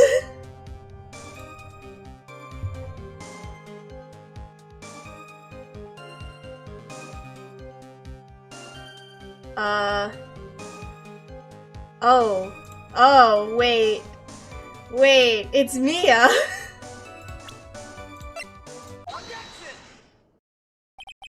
Could it be that your actual goal had nothing to do with Maya Fey herself? As I said, none of you have the power to punish me anymore. Because I'm already dead. Well, I had the same problem, you see. You can't punish the dead, and you can't take revenge against them either. You wanted to take revenge on someone. I was sentenced to die because of that woman. Mia Fey. I somehow knew this was it. I wanted to send her a message. It was at her hands that I suffered my first humiliation. I wanted her to feel the same pain she made me feel. Sadly, when I realized revenge was impossible, I gave up. And the reason it was impossible, was it perhaps because Mia Fey had already died? Yes, and I realized there's only one way to take revenge against the dead. How do you do that? Even when the body dies, the spirit, the ego, it lives on. Forever. I wanted to take away the person that Mia Fey loved most. I wanted to kill her with my own hands. That would be the one and only way I could take my revenge against Mia Fey. That was the reason I helped out that woman's plans. Just for that? For that, you would kill Maya? Your goal was no different than that of Morgan Fay. Like mother, like daughter. As they say, the apple doesn't fall far from the tree. What a cruel plan. Cruel, cold, and heartless. Don't waste your time preaching to the dead. I've already told you, there's not a thing you can do to me. That night. At about 9:30 p.m., I materialized into this world. I quickly pinned my hair up and put on a demon-warding hood.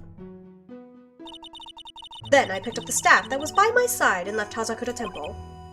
So, it was Elise Dunim who channeled her after all. That ridiculous head nun never noticed a thing.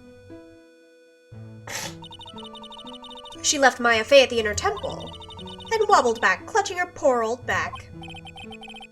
What did you do then? That kid was easier to handle than I'd hoped. I caught up with her in the front of the stone lantern. Then I took out the dagger I got from the storeroom and...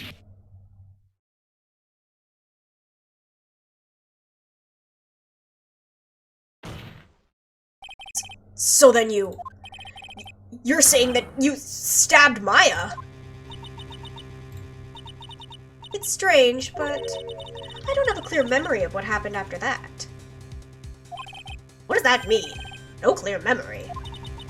I don't know. I think I was stabbed. You were stabbed? At the last minute, Maya Fey must have stabbed me. I'm sure of it. That's not like her at all. Maya wouldn't stab a French fry with a plastic fork. Anyway, I suddenly lost consciousness, but before I did, I scrawled her name upon the lantern. Just as I was passing out, I wrote Maya behind my back. I'd hoped it would cast suspicion on her. I can't believe she was thinking of that until the bitter end. That's where my memory temporarily stops. It stops? I don't have any memory of actually killing Maya Fey with my own two hands. My very last memory was... Maya's terror-filled eyes. When I woke up after that, I was in the sacred cavern surrounded by darkness. You were in the sacred cavern? The entrance was sealed with one of those trick locks. Somehow I'd been trapped in there. But how did you wind up in there? I'd like to know that myself. Anyway, I was worried. I didn't know whether or not Maya Fey was dead, and I swore I wouldn't return to the underworld until I knew I had killed her for myself. For a ghost, you're one tough cookie. I wanted to get out of there and make sure she was dead, but I couldn't do it. I couldn't get out. The trick lock stopped you, huh? I didn't know how to remove it. So then you're saying you were actually confined against your will inside the sacred cavern? Yes. I wanted to get rid of that annoying lock as soon as possible, but it wasn't easy. I kept getting interrupted while I was working on it. Interrupted? It was early in the morning, but someone came into the training hall. What? Who? Could it have been Maya? I thought the same thing, but I couldn't see. Why not? If someone had spotted me, I would have lost my chance to take revenge. So I made sure to hide myself well at the back of the sacred cavern. That morning, only 2 people could have gone into the training hall. Maya and Pearls. Pearls went there to cover the hanging scroll in gravy. Still, I finally managed to remove the lock. But I was too late. What do you mean by that? The flies had already started to gather. The bridge had been fixed and the police had started their investigation, correct? Naturally, I couldn't go out. So instead, I returned to the cavern and put the lock back on myself. I realized I wouldn't get a chance to see Maya's corpse as I had hoped. But just then, Lady Luck showed up. Lady Luck? After that big earthquake, she showed up all by herself. The real Iris. She said she'd come to make sure the sacred cavern was all right. Stupid girl. I came out from the sacred cavern and got a feel for the situation.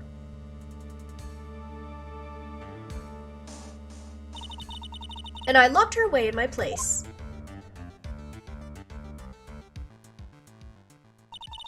I'd finally learned exactly what had happened. It was then that I learned that the plan had actually succeeded.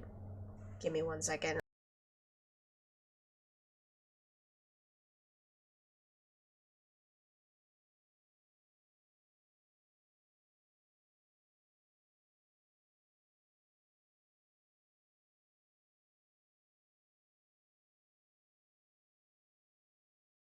Ooh, sorry about that. What do you mean your plan had succeeded? I'd misunderstood one thing, you see. That night, the one that had summoned me. I had assumed that it was Pearl Fay. Well, of course you would have assumed that. It was written in the instructions. But I was wrong. The person that had actually called my spirit back was... Misty Fay, the picture book author. What? Well, that's really the only possibility, isn't it? After I lost consciousness in the garden, it was her body that was left lying there.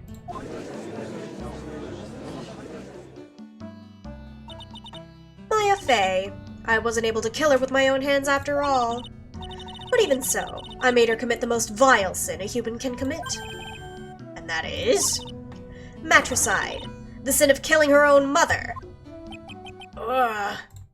No way! Order in the court. What is the meaning of this? It's true that I was the one who attacked Maya Fay, but even so, the murderer who actually snuffed out Misty Fay's life was none other than your darling little Maya. Ridiculous! That's nonsense! Are you sure about that? Just think about it. There's even evidence supporting these facts, isn't there? What? What do you mean? What is this so-called evidence? The fact that Maya Fay has disappeared is evidence enough, isn't it? Huh? The idea that she's still in the sacred cavern is just ridiculous. She wasn't able to escape from the inner temple. That much is obvious. In that case, there's only one place she could be. Where? Do I have to spell it out? The bottom of Eagle River. Where else? Eagle River. Maya Fay killed her long-lost mother. Can you imagine the guilt she must have felt when she realized that? That's why she threw herself into the Eagle River. Most bodies that wind up in there are lost forever. Except Feeny. And you. So, what do you have to say now, Feeny?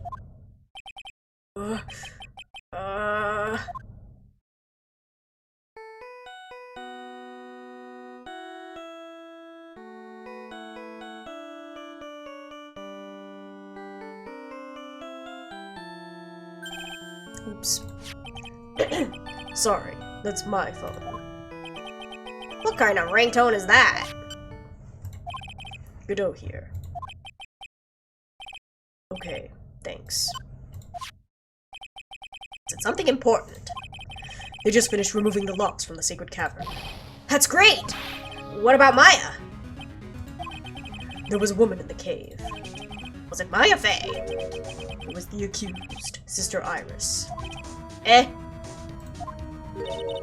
Don't look so surprised. I locked her in there yesterday. I just finished telling you that. So, what about Maya? Where is she? There was no one else found inside the sacred cavern. No! It can't be. I told you, didn't I? She's dead. No. No!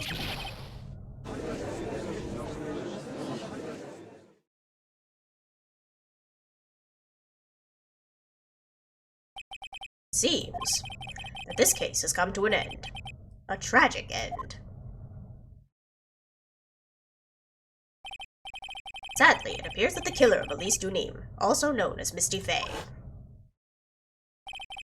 was her own daughter, Maya Fay.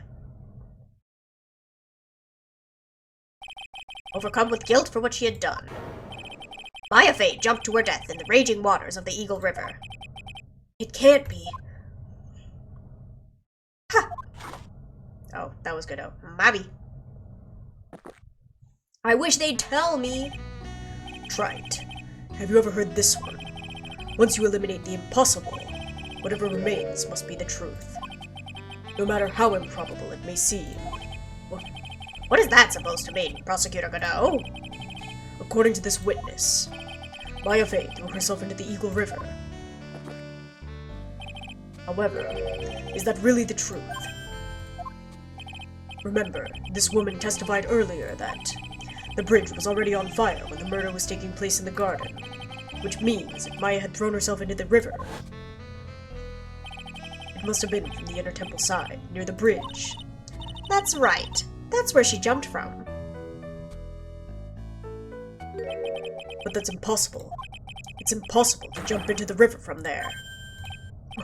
What? Don't get your panties all twisted up, trite. Just relax and think through the whole thing again. So it's impossible. Maya couldn't have thrown herself into the Eagle River. Well, Mr. Wright, Miss Hawthorne claims that Miss Fey threw herself into the river from the inner temple side. Do you have any evidence that refutes this claim? Where's my map? Yeah, there's no way.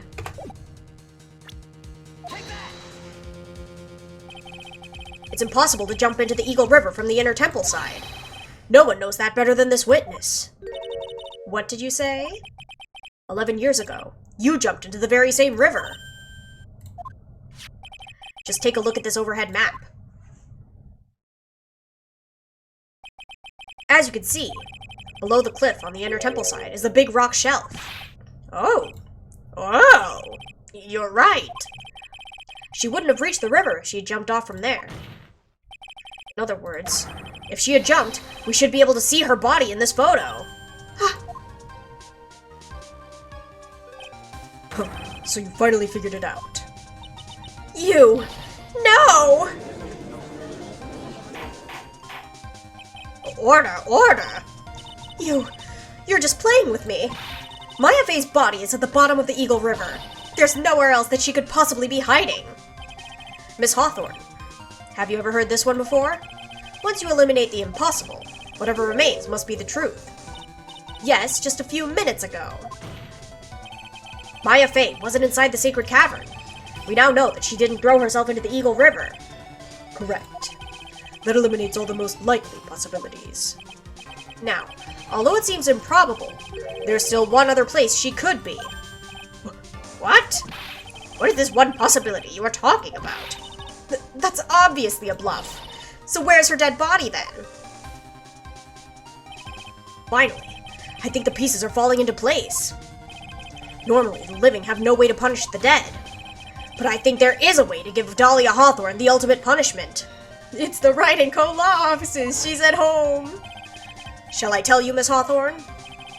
Shall I tell you where Maya is this very instant? Maya Fey is in this very courtroom, baby! There's only one possibility left. Namely, she's right here in this very courtroom. What? Maya Fey is here. You say she's here in my courtroom. Dahlia Hawthorne, I seem to recall that you said, I'd misunderstood one thing, you see. So what? But I think there's one more thing you misunderstood. What do you mean? Tell me something. At this very moment, who is channeling Dahlia Hawthorne? Why, that's obvious. It's Pearl Fey, that pathetic little sniveling runt. You're wrong. Pearl's tried, but she couldn't do it.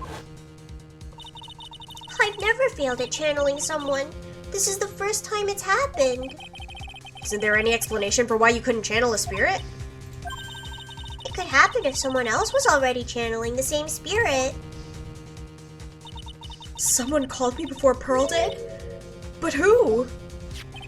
Pearl's even tried again on the day after the crime, but she couldn't do it. What could that mean? I think the truth is becoming clearer to you right about now. Am I correct? It wasn't Pearls that channeled you. There was someone else who called you before she could. This is an easy one. Pearls couldn't do it, and Misty Fey is gone. There's only one possibility left. Come on already. I can't stand the tension. Dahlia Hawthorne, The person channeling you right now must be Maya Fey. What? But how could that be? Remember what this witness, Dahlia Hawthorne, said about her goal. She said that her goal was to kill Maya Fey. Yes, that's right. But if Maya channeled the spirit of someone that was trying to kill her... Well, Gramps, what would happen? Could it be? It looks like you finally understand, Your Honor. Well, I don't. What are you going on about? What I'm going on about is the reason Maya channeled you. And there's only one reason. To protect herself from you. To protect herself? From me? Yes. On the night of the crime, you were only interested in one thing. Killing Maya Fey. The path back to Hazakuta was closed off, and there was nowhere for her to run. So then, the problem became, where would be the safest place to hide? You mean, that's when she channeled me? All this time, you thought you'd been channeled by Pearls.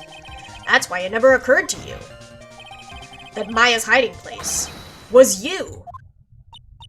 No, don't say that! You're saying that I, Dahlia Hawthorne, was played for a fool by that little whelp? Maya Fey killed herself. Isn't it obvious? Sorry, but no. It would have been impossible for her to jump into Eagle River. This was the only avenue of escape open to Maya. The only way that Maya could disappear from the inner temple. I don't believe you. A stupid little girl like that who's never been out in the real world. She could never have come up with a plan like that. Who could have ever given her such a brilliant idea? Well, Me, of course. Mia? Mia Fey!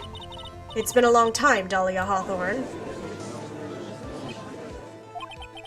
So it's true. It was you. Yes. Something else. But what? What are you doing here? That hair. That hair. It's Pearls, right? You can't tell by everything else? Tell me something, Dahlia. I want you to think back to that night one more time. You had just cornered Maya in the Inner Temple's garden. And then, in the final moments of the fight, you lost consciousness.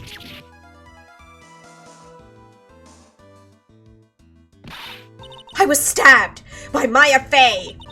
Actually, Maya lost consciousness at the same time as you. She did. Not terribly surprising, since she was about to be killed. When she woke up, she was in the training hall. That's when Maya decided she needed help. So she channeled me. She explained in a memo the situation she was in. She asked me what I thought she should do. She did that? I can't believe it! Of course, I didn't have all the details, but one thing was perfectly clear. And that was, I knew that you couldn't be allowed to wander free. Free? What do you mean? It was a race against time, so I wrote down 2 things that Maya had to do. Channel Dahlia Hawthorne as soon as possible, and lock herself in the sacred cavern until help arrived. So it was Maya who put that lock on there. Yes, but why did you order her to do those 2 things? If she hadn't done it, Dahlia Hawthorne would have been channeled by someone else. By one Pearl Fey. Pearls? Yes, Pearl didn't properly understand the plan. So all she was trying to do was follow her mother, Morgan Fey's instructions. If she succeeded in channeling Dahlia Hawthorne's spirit, things would have turned out very badly, to put it mildly. So that's how it was. Dahlia Hawthorne would have used the body of Pearl Fey to kill Maya at all costs. Yes, it certainly sounds like that was the intent all along. How dare you! I won't forget this! Why not just admit it, Dahlia Hawthorne? Your little plan was nothing but a big failure. Yes, another failure to add to the pile of shame, wouldn't you say? What do you mean by another? Think about it, Dahlia. Remember all your past crimes? Not a single one of them was a success. They all ended in failure. What? How dare you? 11 years ago. The fake kidnapping. Your very first crime.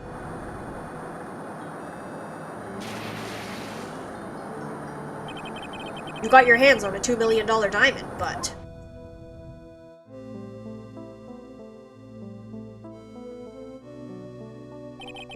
After Terry Falls escaped and went to meet with Valerie Hawthorne, the truth was exposed.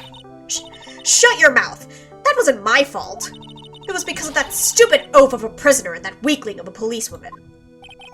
And then, 1 year later, you tried to kill me. Well, I'm still alive, but...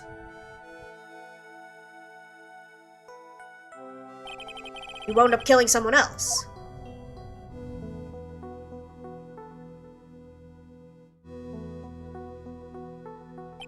As a result, you were sentenced to death.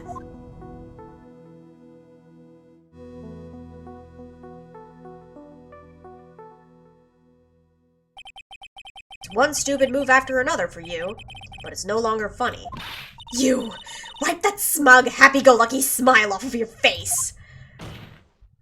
And now this. You've messed up again. You let Maya Fey escape, even though she was right there in front of you.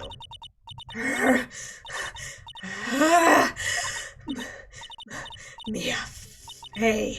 Mia Fey! Mia Fey! Mia Fey! You spinster! I was supposed to kill Maya Fey like I swore I would.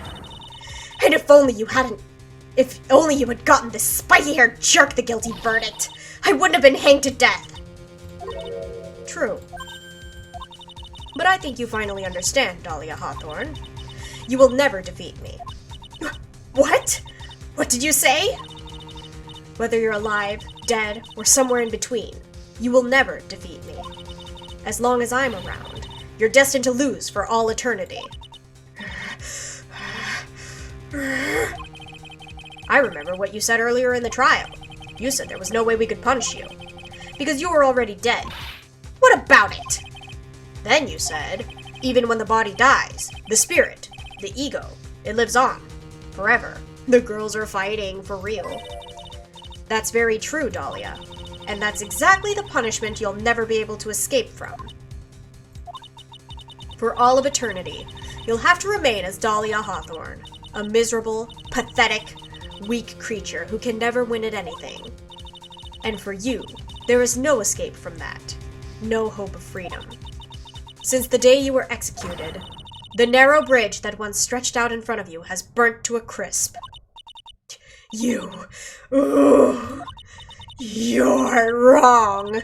It can't be.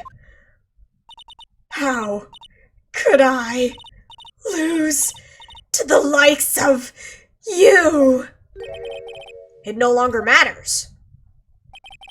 I don't care whether you win or lose anymore. The only thing I want is for you to come out of Maya's body right now. Ah!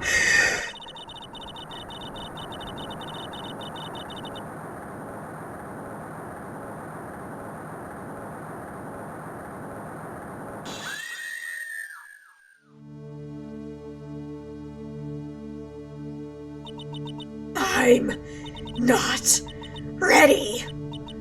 Not ready to go.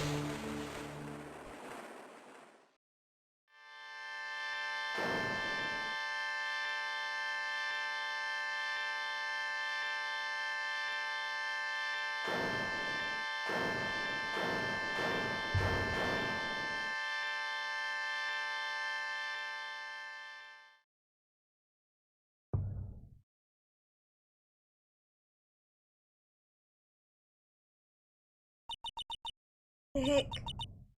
Sis.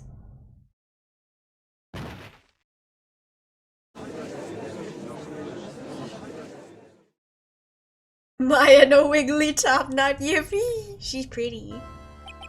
Now then, I assume you are the real Iris. Yes, I was just rescued from the sacred cavern. I must say, you and your twin sister are indeed identical from what I can see. In any case, it appears that everything has finally been cleared up. Mr. Godot, what happened to Dahlia Hawthorne? You ask me, Your Honor. It looks like she went back to the hell she came from. It seems that Misty Faye wasn't the only victim of this crime. Maya Faye, as well as the young Pearl Faye, were also victims of this wicked and selfish plan. Yes, Your Honor. The tragedy of Medium Valley has finally come to an end, it seems. It would be best for everyone if no further attempt was made to channel that spirit again. Your Honor? Yes, what is it? About this whole spirit medium thing. It's almost weird how comfortable you seem to be with the concept now. Well, to be frank, my younger brother is quite judgmental. He often criticizes me for not studying hard enough. That's why I made a concerted effort to study up on the Korine channeling technique. Hey, isn't that the New Year's issue of Occult? I've seen quite a few things in my many years on this bench, and in all that time, I finally learned this one thing. Each case is different, and takes place in its own world, if you will. In order to fully understand that world, first we have to immerse ourselves in it completely. And that is where my brother and I used to differ. Never thought of it that way. At any rate, it's time to pass judgment in the case of Iris of Hazakura Temple. Objection!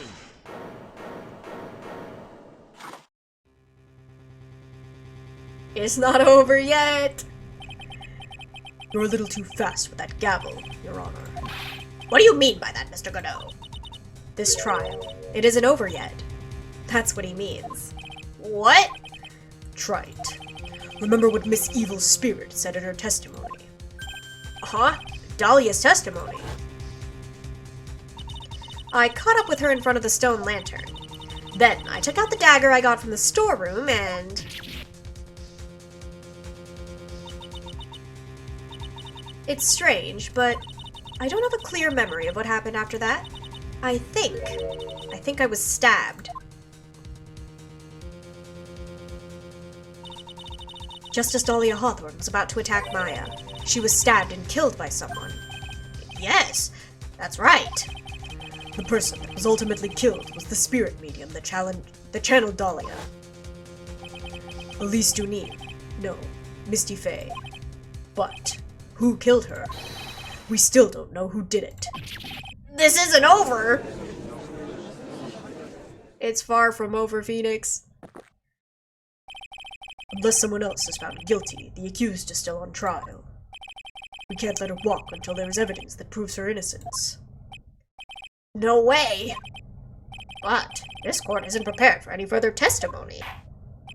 The prosecution is ready to call our final witness. Final witness?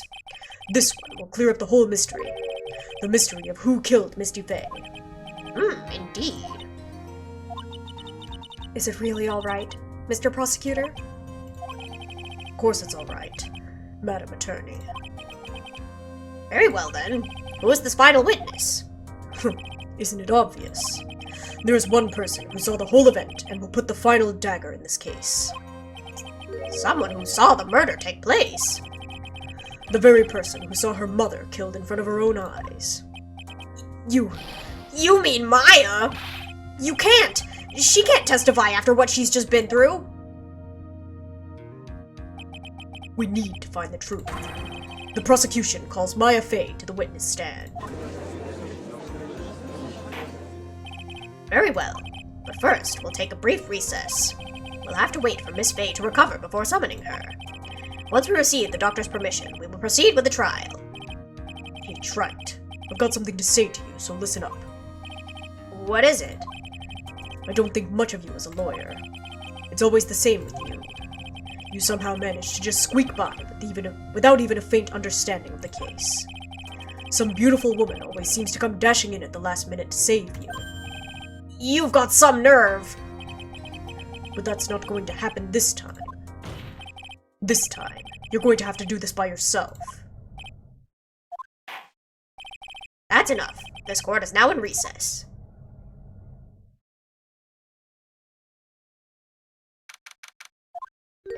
I'm truly sorry about everything. You were working so hard to defend me.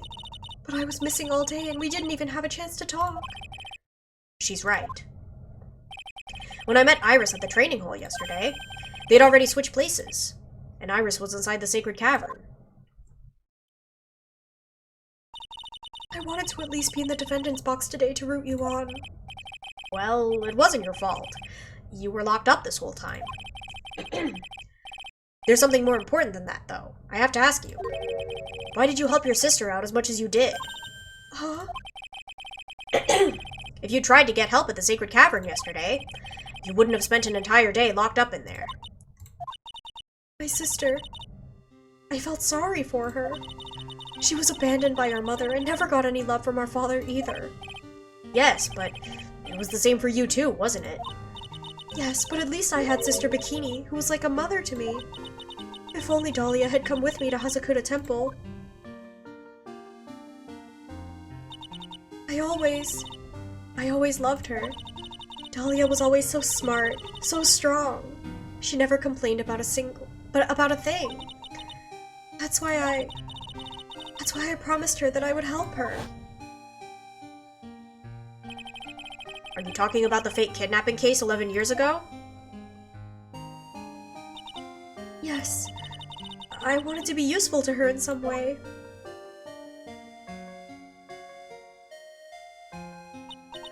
But, as usual, I was too cowardly. At the last minute, I ran away. Because of that, Dahlia's stepsister, Valerie, ended up...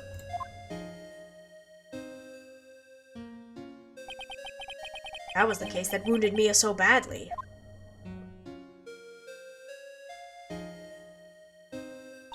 But things didn't end there, of course. Some people suspected that my sister was involved in the murder. Some people? You must mean... Yes, 2 defense attorneys. Mia Fey and Diego Armando. After poisoning Mr. Armando, who was getting too close to learning the truth, Dahlia even tried to kill the person who had unknowingly hid the poison for her. You. That's right. Iris, there's one more thing that I have to ask you. Yes? What is it?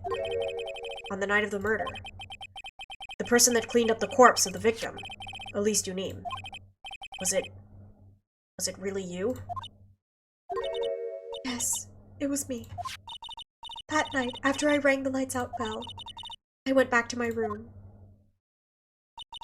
At around 10:30, I received a call on my cell phone. There's a problem.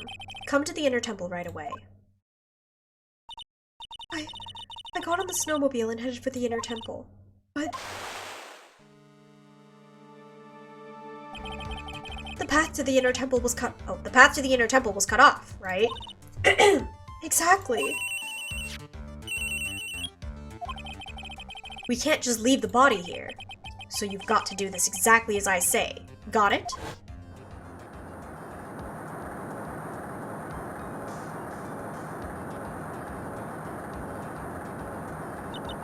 It was me. I was the one that received her body. The murder weapon had been left in her body so that she wouldn't bleed too much. The staff that Mystic Elise always held. I knew it. So the actual murder weapon was the staff. Yes, that's right. I brought the body back to Hasakuta Temple on the snowmobile. But why? Why did you alter the body? I didn't want anyone to know that the staff was the murder weapon. I didn't want to leave anything that would lead back to Misty Faye. So I dressed her in a robe and stabbed her with the shichishito. I wiped the blood off the staff's blade and left it next to her on the ground. Iris, just tell me one last thing. Tell me the name of the person that called your cell phone. The real killer. I'm sorry, Mr. Wright. I can't do it. I can't say who did it. I see. Aha! Defendant, Yes? the judge is calling you. He wants to see you in his chambers. He has some questions about Dahlia Hawthorne. All right. Well then, I'll see you later. There's something I want to tell you. Oh, okay. Something she wants to tell me. So it's true. Iris cooperated with the real killer. Maybe even from the very beginning. Phoenix. Mia! How is Maya doing? Physically, I'm not worried. She'll recover completely. But emotionally, she's been hurt very badly by this case. I see. You don't mean she's learned who Elise Dunim really was? Yes, I went to the medical office and talked with her. I told her everything I knew. But why? Maya's stronger than you think. I knew she could take it. Ah, what do you mean by that? I want you to figure out the answer by yourself. The trial's about to restart. The real killer. Do you know who it is yet? Iris wouldn't tell me who called her, but still. I think that just maybe I know who it was. That night, the victim was killed in the garden of the Inner Temple, and the criminal wasn't just there by accident. Which means that the killer knew of Dahlia's plan from the very beginning. And one more thing. The victim was moved to Hazakura Temple side by pendulum. In other words, the criminal couldn't cross the bridge. That means that they were stuck on the Inner Temple side for almost an entire day. Exactly. So the culprit was someone that wasn't in Hazakura Temple the following day. That's as much help as I can give you. The rest of the battle is yours to win, or lose. Okay, I've got it. Thank you, Mia. Finally, it's almost time to bring this case to an end. What exactly did Maya see, anyway? And who was it that actually killed Misty Faye? Whoever it was, I have to prove it. Me, all by myself.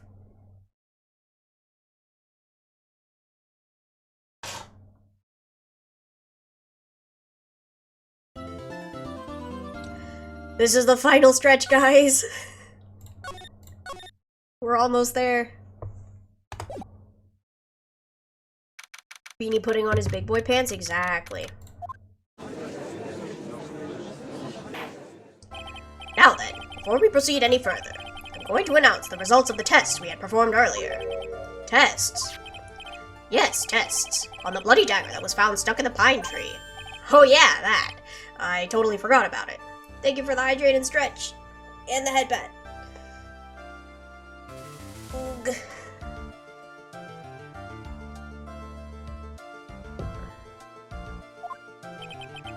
That's the weapon that Maya Fey used when she fought with the victim. So what are the results? Was it the victim's blood, or... Due to time constraints, the full test wasn't possible. However, there's one thing we can say with certainty. The blood that was on this dagger was not the victim's blood. That is all. Now then, let's restart this trial. So it wasn't Misty's blood on the dagger. Then whose was it? Aha! I'm sure both the defense and the prosecution know this, but this trial is rapidly coming to a close. Both sides will need to show some firm evidence with their claims. I understand, Your Honor. From what I've heard, the witness is dangerously weak, physically speaking. So let's finish this quickly. We're gonna try, you know. Agreed. Very well. Please bring in the last witness. She's back to her top naughty self. Witness, please state your name and profession. Maya Fey. My profession is, I'm the assistant manager at Wright & Co. Law Offices. Maya. According to the magazine I have here, you're a spirit medium of the Quarian channeling technique. I'm frightened. The Fey clan. I don't want any more to do with it. Oh, Maya. The pain the Fey bloodline causes must be unbearable. Very well. Now then, Miss Fey. When the event occurred, you were in the garden of the Inner Temple, and you witnessed the moment of Miss Elise Dunim's murder. Is this correct? I didn't see any... Straighten up this instant, young lady. Huh? Pick your head up and speak clearly. There's always time for crying later. But Your mother was killed right in front of your eyes. There's nothing you can do to change that fact. But there is something you can do. You can finish this. You've been watching the whole thing, right? You've seen the witnesses come out, and you've seen us squeeze the truth out of them. Now it's your turn. Let's hear your testimony. On the night of the crime, what exactly did you see happen? Witness, if you please. Yes, Your Honor. At the inner temple. I was passing through the garden on the way to a spare prep room when it happened. Suddenly, someone struck me over the head. I stumbled and ended up against the stone lantern. I think I screamed, "Help me!" And something warm splashed over me. That's when I lost consciousness. So you were struck on the head. I suppose it must have been this staff. Maya, the person who hit you. It was Dahlia Hawthorne, wasn't it? I'm sorry, Nick. I couldn't see. I don't know who it was. Maya, think hard. Sorry, Nick, but I really couldn't. Can't say it was an especially good night for young ladies to be walking around alone. It seems that it'll be hard to determine the criminal through testimony alone. Very well then, Mr. Wright. Please begin your cross-examination. Maya, hang in there. She doesn't look well at all.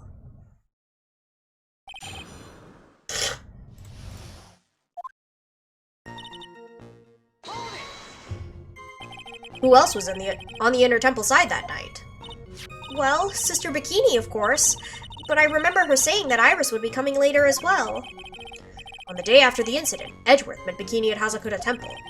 That means she couldn't be the criminal. So then, did Iris actually come later like she said? Well, let me think. She seems confused. It's probably because she's so tired. No, I'm sure I didn't see her. She must have come while I was preparing for the training.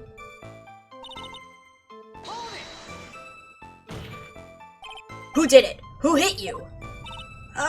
Well, I didn't see who it was. I was hit from behind. You didn't see the person. But after that, your attacker was in front of you. How could you not have seen who it was? Oh, let me think for a sec. I'm sorry. I just can't remember. Maya's really having a hard time. What should I do? Press harder. Come on, Maya. This isn't making sense. Why didn't you see this person? Well, let me think. It was, Oh yeah, that's right! It was dark, that's it! It was dark. It's not good to have too much light around when someone is undergoing spiritual training. Come to think of it, there was earlier testimony to that effect as well. So it was dark in the garden on the night of the crime. Which is why she didn't see her attacker. I thought maybe she was trying to hide something, but I guess not. Judging by the testimony thus far, the identity of the attacker was most likely the spirit that was channeled by Elise Dunim, Dahlia Hawthorne. Ooh, my eye patch. Very well. Please continue with your testimony. What happened after you were struck on the head?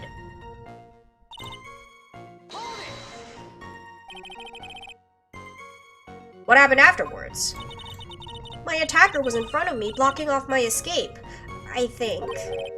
You think? After getting hit like that, I was in a state of panic. There were only two things rolling around in my mind at the time. The eyes of the tiger will win this case. That is correct. Well now, this is beginning to get interesting. So what were the two things rolling around in your mind? My name is Maya Fey. 1 + 1 = 2. What?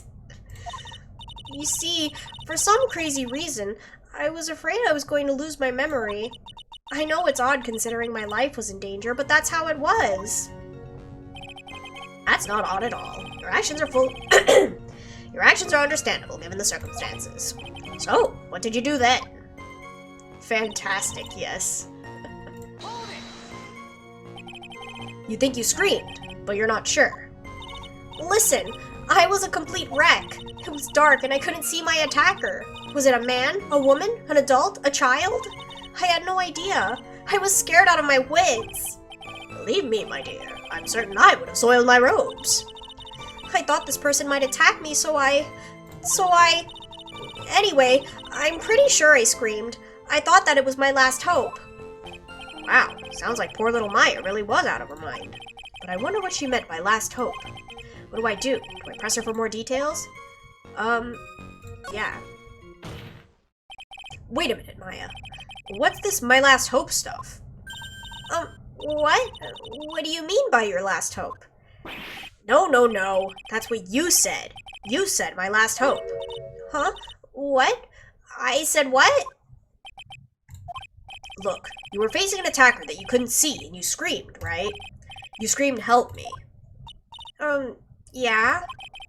Well, you testified that you screamed that because you thought it was your last hope.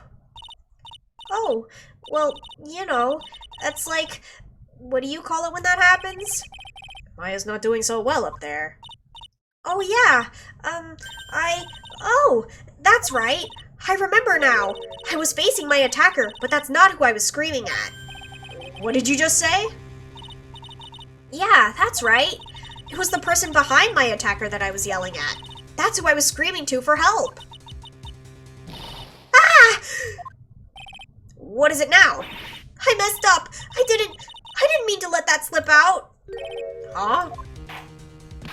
Witness, are you absolutely sure of what you're saying? Behind the attacker, there was another person? I am, well, I meant to keep that part a secret. What have I done? Huh. It takes a ton of pressure to make a diamond. That's what I always say. A ton of pressure? You're in a court of law here. You can't make things up or try to hide things in this chamber. Witness, the information you just presented is vital to the case. I want you to add it to your testimony. I could see a man behind my attacker by the light of the stone lantern. Girly, the stone lantern was not on. Don't lie to me, Maya. You can't be doing this. So there was a man standing behind your attacker? Yeah? That man, he's the killer. He stabbed her from behind. Why is she lying? Why indeed? Why do you think she's lying?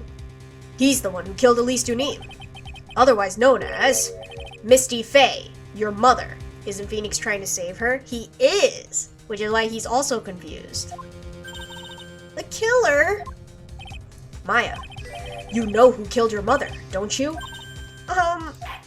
What is the meaning of this, Mr. Wright? To be frank, Your Honor, I think she's in shock and quite confused. That's why she hasn't noticed the huge problem with her testimony. Huh? What do you mean? What problem? Maya, on the night of the crime, the stone lantern was out of commission. If Maya lies, would she be Maying? Yes, she is Maying. Yes. Huh? What? It's true. There was no light anywhere in the garden that night. No! Order in the court. Mr. Godot, explain this. Add the pureness of milk to the perfect clear darkness of coffee. Stir. That is the state of the witness's mind right now. A cup of cafe au lait. Cafe au lait? Is that even legal? Mr. Trite's words are the milk, and you are the spoon. Your Honor. I'm a spoon. I'm no spoony Bart, I'll have you know. You must have noticed it too, Trite. This witness's mental state is highly unstable right now. It's not hard to understand why she would make a little mistake like that. Sorry, but that's not going to cut it. What did you say? If there truly was no light in the garden, then there's a fatal contradiction in the witness's last bit of testimony. Nick? May I? Recall the witness's statement about her attacker. She said that she didn't know if it was a man or a woman, an adult or a child. And yet, the witness could describe a person that was standing behind her attacker. And she quite clearly described him as a man. In other words, that would have to mean that Maya actually saw our mystery person, despite it being so dark that she couldn't see the face of her own attacker. No! Order. What in the world does this all mean, Mr. Wright? Are you saying Miss Faye saw the real killer under pitch-black conditions? Trite, do you have any idea what you're proposing? How could she have seen in the dark? There was no other light source at the scene. There are some things that you can only see in the dark, Mr. Godot. Maya, you did see who the killer was in the dark. And now, you're trying to cover for him. Cover? For the man that killed her mother? There's only one conclusion I can draw from this. You know who this man is. Please, Nick. I don't know anything. Please, I'm begging you. You talk a good game, right? But let's see if you could walk the walk. It was pitch black, so what could the witness see? I'm calling your bluff. No, Nick, don't! Please, stop! Maya is dead set on protecting this guy, the man who murdered Maya's long-lost mother. But I can't let him get away with it. I'm a lawyer, an officer of the court. I'm here to find the truth. All right, Mr. Wright. Time to show us what you've got. Who was the person that you say Miss Fay saw in the darkness? I'm sorry, brother. I salute you. Because it was pitch black, Miss Fay was able to recognize the killer easily. I'm sure the court would like to see for itself how this was possible, yes? What? But how do you propose to show us something like that? It's easy. We just need to recreate the conditions of that night. Conditions? Your Honor, the defense officially requests that all the lights in this courtroom be turned off. My poor man's justice for him, I know! This is... but it can't be! Huh.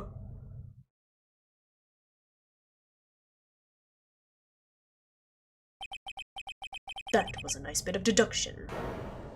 Trite.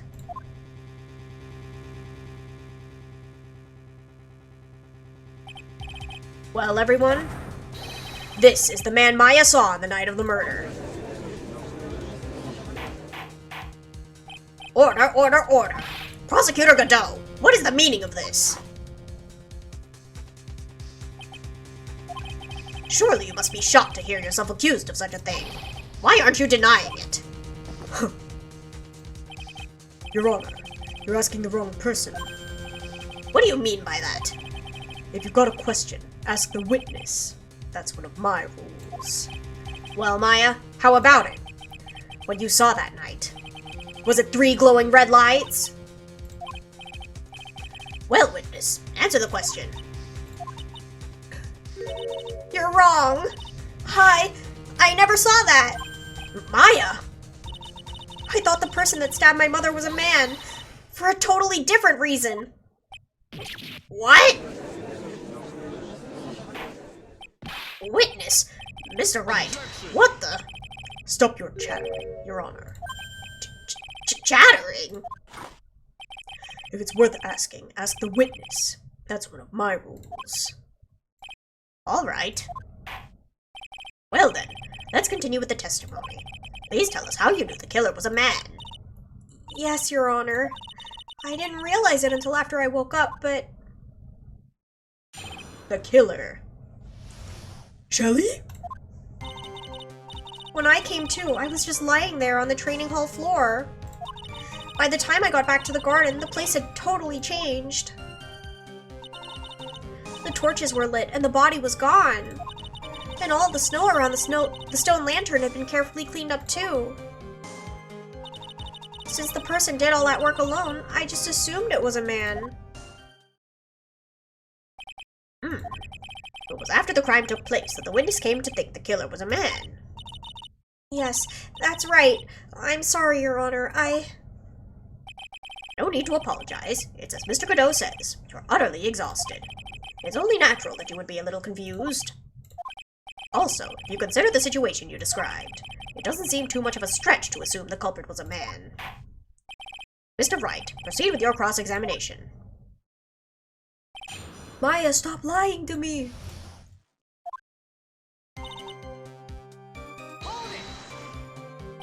So you lost consciousness when you were in the garden, is that right? Yes, I think it happened when the victim was stabbed. So then the person that carried you into the inner temple, it could only have been the killer. That's what I think too. So the killer carried Maya into the inner temple.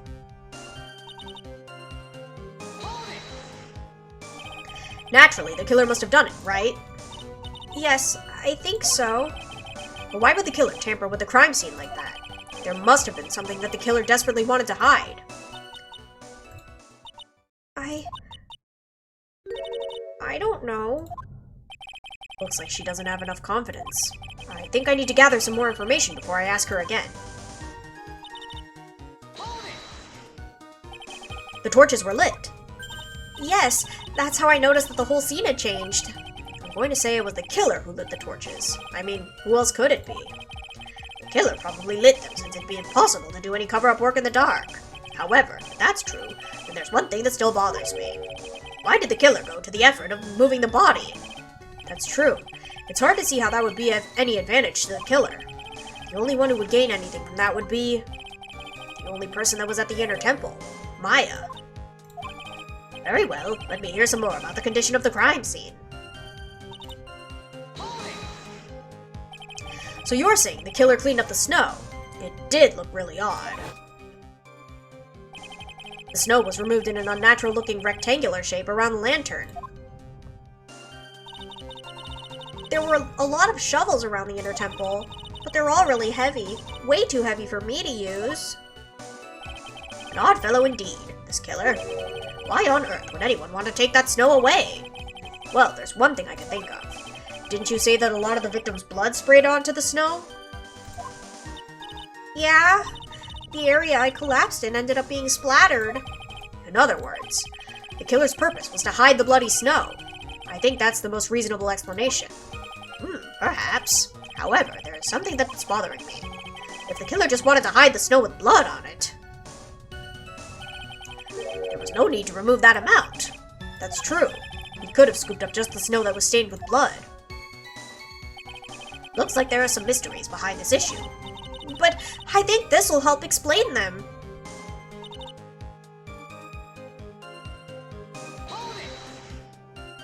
So, you're saying that you never saw the killer, right? Yes. But earlier, you very clearly stated that you saw a man behind your attacker. Nick, I'm sorry. The killer certainly went through a lot of trouble, moving the body by pendulum, manipulating the crime scene. For what purpose? Why do all that? Maybe Maya knows more than she's letting on.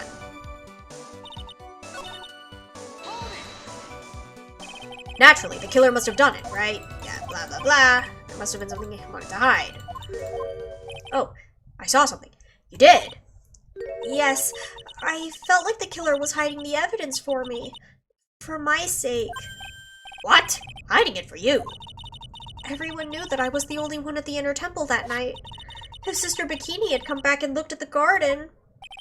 She may have thought that you had done it. No, she definitely would have thought so.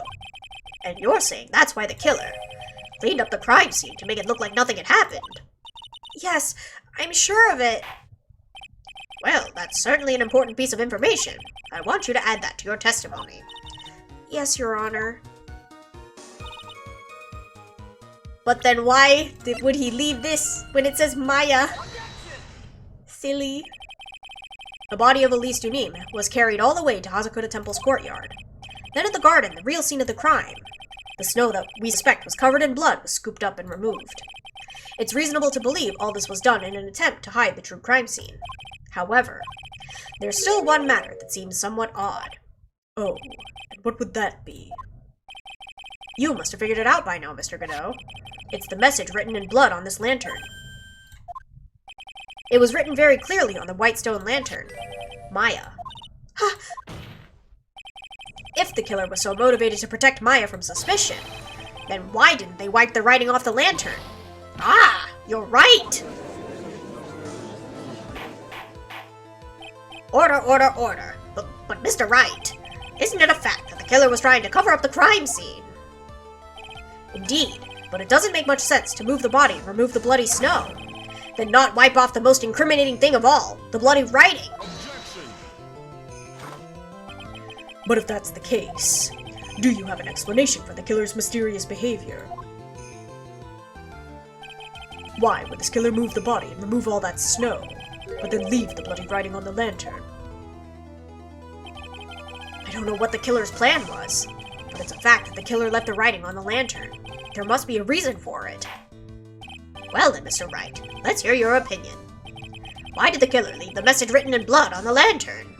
He didn't notice it. Prosecutor Godot, earlier in this trial, you gave me some good advice. Once you eliminate the impossible, whatever remains must be the truth. Maybe you're not as dumb as I thought.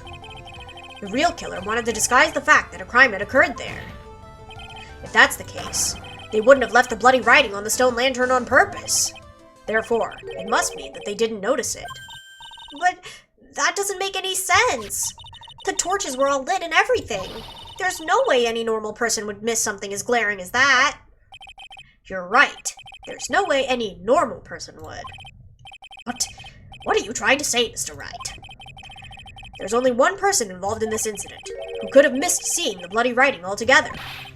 And who would that be? Who was the person that could have failed to notice the bloody writing? Guys, we were all there. Mr. Godot, this is what you said yesterday. My eyesight is pretty messed up. Even with these huge goggles on my head, I still can't see everything. Can't see everything.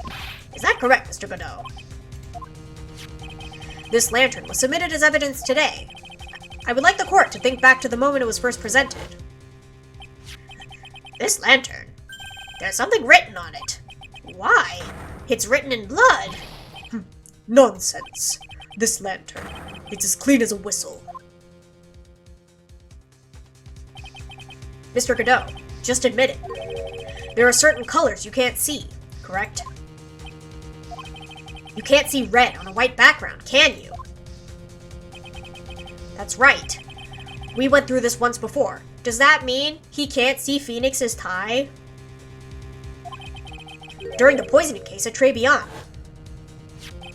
This is the apron that the delightful Miss Bird was wearing at the time, and somehow spilled coffee on. There's something still bothering me, Mr. Godot. Why have you not explained the bloodstain to the court? Bloodstain? What bloodstain would that be? Don't play games, prosecutor. This blood-colored stain that's smeared all over the apron. That's ridiculous. No one told me anything about a bloodstain. You could see the coffee on the white apron, but you couldn't see the ketchup, because it was red. Huh. It's strange. In a black and white photo, those letters would have appeared black to me. I wonder, why am I the only one who can't see them? So then, Mr. Godot, are you admitting it? Are you admitting that you can't see the red writing on the lantern?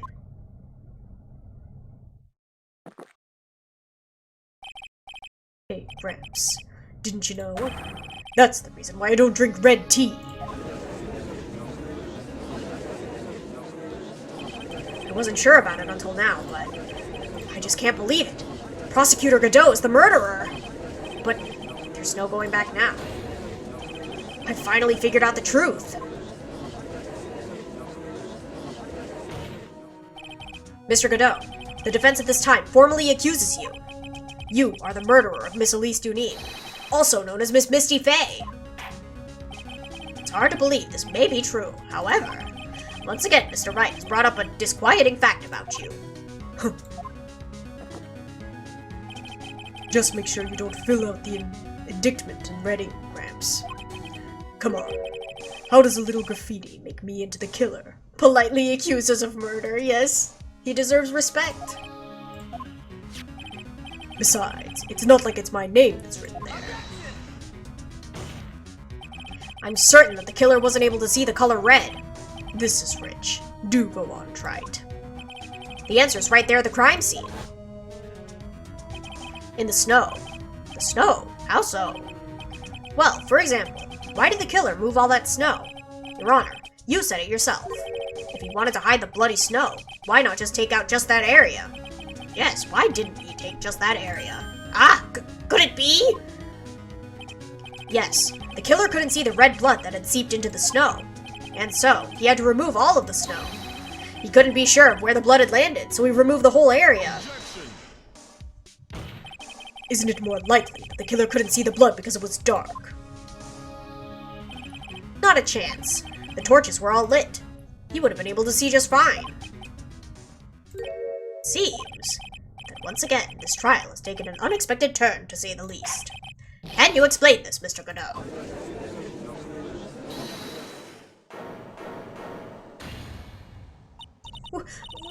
Wait just a minute. Maya? What is it, witness?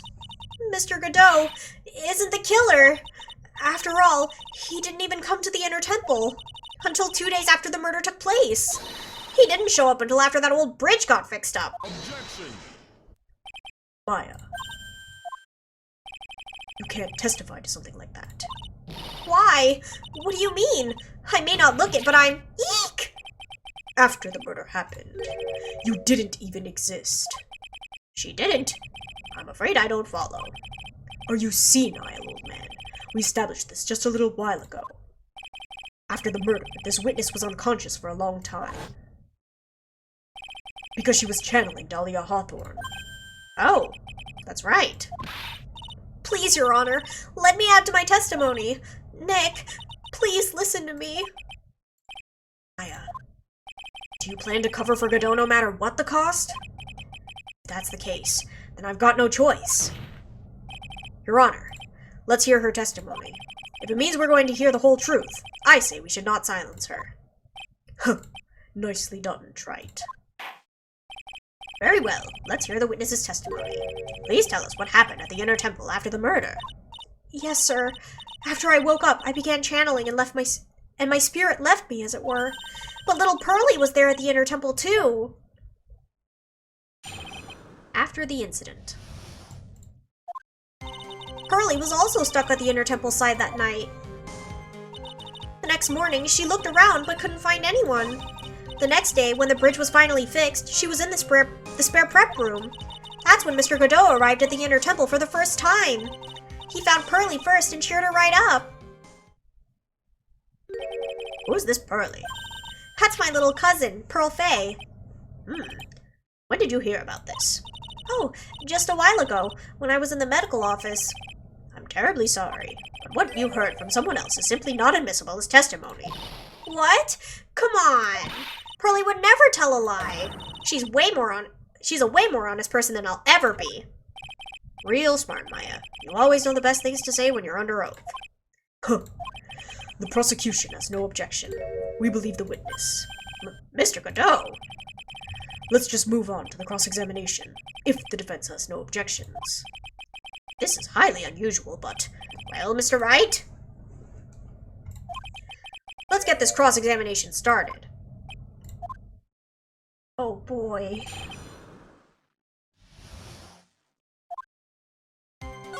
Okay, the next day, okay. I'm curious about this. So it was your first time on the Inner Temple side, Mr. Godot? That's funny. Am I imagining things, or did the defense ask me a question? Mr. Wright, please save your questions for the witness.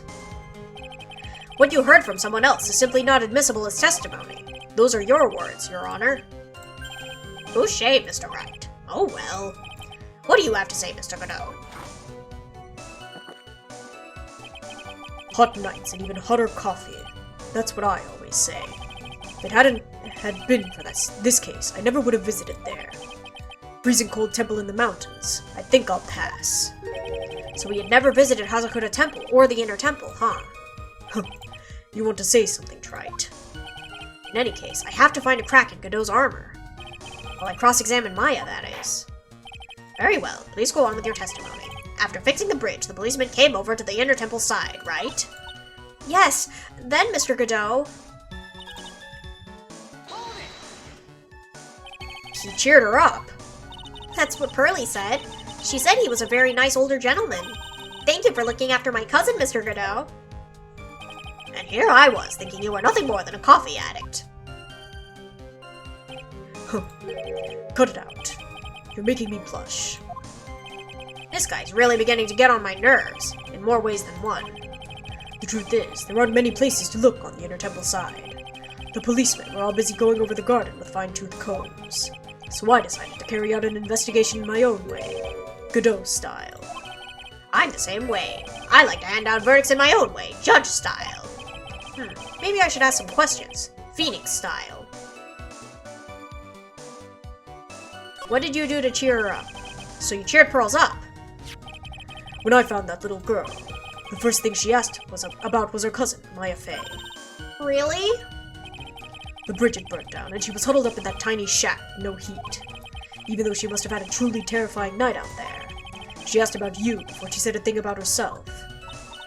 Pearly? I noticed that you weren't anywhere on the Intertemple side, but I couldn't find it in me to tell her that. So I gave her my last cup. With milk and sugar, to hide the bitterness of the harsh truth. What a sweet story. You had a thermos of coffee. Why doesn't that surprise me? There's only one thing of importance here. Where was Godot when the murder was taking place? He must have already been at the Inner Temple when it happened. Otherwise, he couldn't have killed Elise Dunim.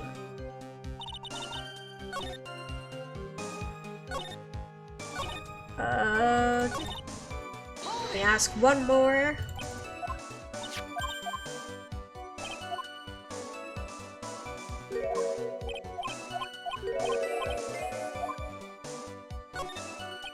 You said that you conducted an investigation of your own. Did you find anything? It looks like my investigation went about as well as yours, right? After all, I did miss the bloody writing on the lantern. Well, I didn't miss it, so speak for yourself, Goggles. The only odd thing I discovered was the beauty in the training hall. Beauty? Misty Fey, naturally. Clad in her stunning Japanese garb, surrounded by the hue and aroma of Western tastes. Western taste? Could you find a stranger way to describe gravy? So from there, you headed for the prep room. Wait a sec. What did Godot say just now?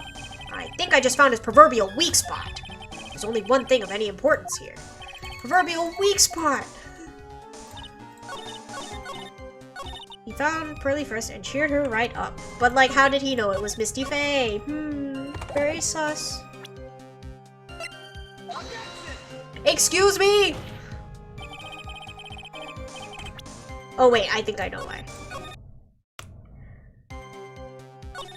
Okay, for the first time. Gravy. There we go. Mr. Godot, the first time you crossed Dusky Bridge and went into the Inner Temple was long before the murder took place. Why do you say that? Because he just made one fatal slip-up.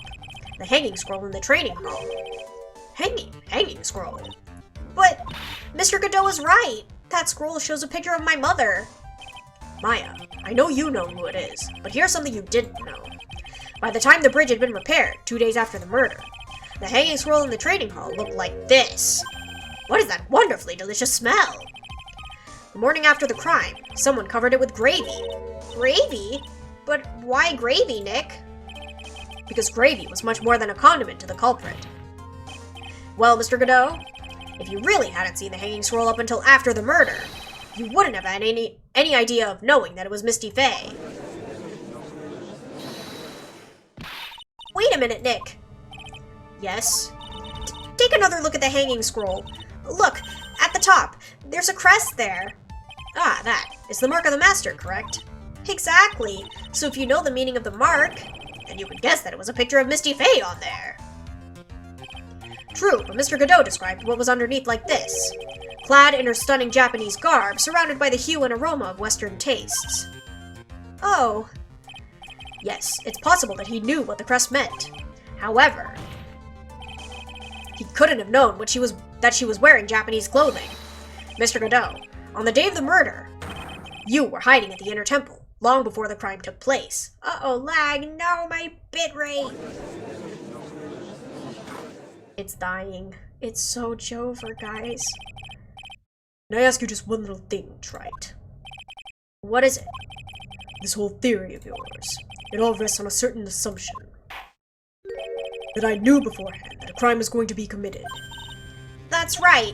Otherwise, there's no reason for him to sneak onto the crime scene. Of course Mr. Godot knew about the plan. Huh? What did you say? Is it really possible that another person knew of that plan? Oh, because it was open once before. Okay, wait a second. Oh shoot, I just have to, okay. This crime was actually planned over a year ago. Morgan Fay authored the plan for her daughter's future, and these instructions were hidden somewhere in Fay Manor for a year. However, by the time Little Pearls found these instructions, they'd already been unsealed.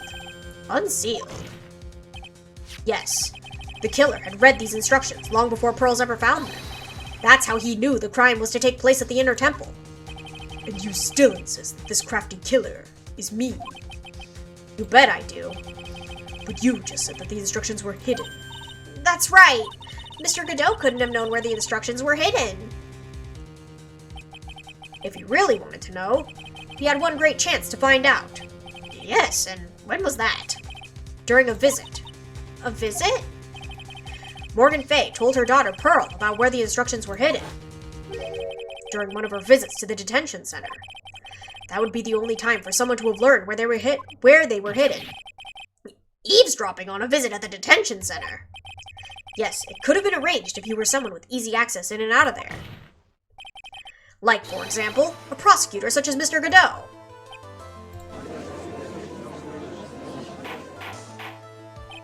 Order, order, order! Mr. Godot, you're under fire again. This murder could not have been carried out without prior knowledge, and you were the only one that could have acquired this information before the murder. You're bunnied, sir? Humans are afraid of the dark. Oh, my bunnies are chewing through the cables? They might be, they might be. And yet, at the same time, we are fascinated and bewitched by it. Maybe that's why humans drink the darkness that is coffee. Sorry for always asking, but what does that mean? It means there's a reason for everything. According to your theory, the killer in this case eavesdropped on a conversation during a jail visit where he learned of a hidden plan for a crime. After discovering the plans, he hid in the Inner Temple and waited for the crime to occur. Ooh, you guys could try refreshing now. My bitrate is back. Then, he ultimately took a person's life. And he did all of that just to protect this witness. That's right. If you're accusing me of this crime, I have to ask you, why would I do this? This girl is nothing but a stranger to me. Don, are you back? Are you guys caught up now? I've got no reason to go through that kind of trouble to protect her. I am what you see. I'm certainly not the type to rescue the damsel in distress.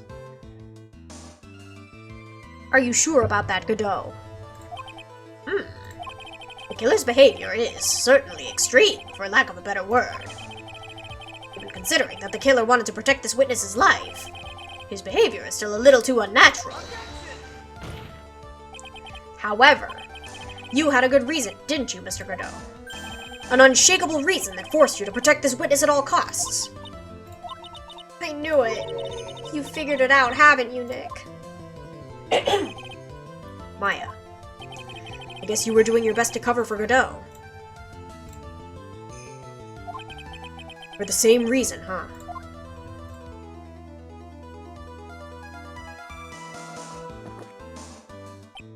Okay, Trite. I'm all ears. Let's hear it. Ever, you could try refreshing. It's very simple. Maya Faye's a lot more than just a stranger to you. What is this? There's one person who lies at the very center of this whole story. One person that ties you and Maya Faye together inextricably.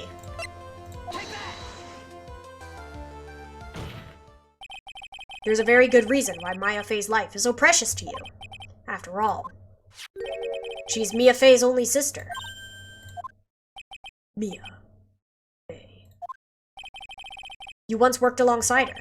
That was when you were a defense attorney. Wait a second here. Mr. Godot is a defense attorney. With your honor's piercing intellect, you must have figured it out by now. The real name of this man who calls himself Godot. His real name is Diego Armando. Isn't that right?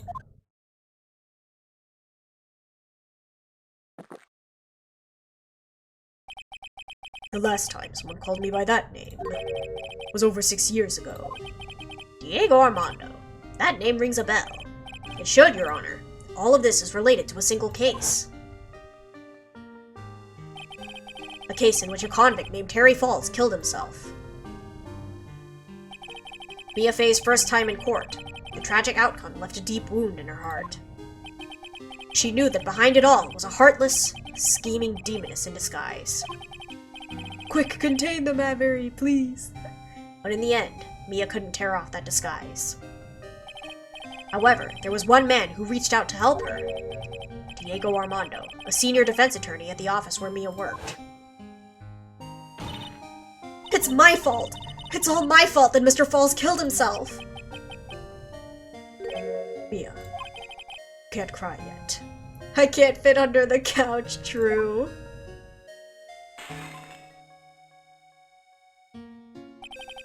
The only time a lawyer can cry is when it's all over.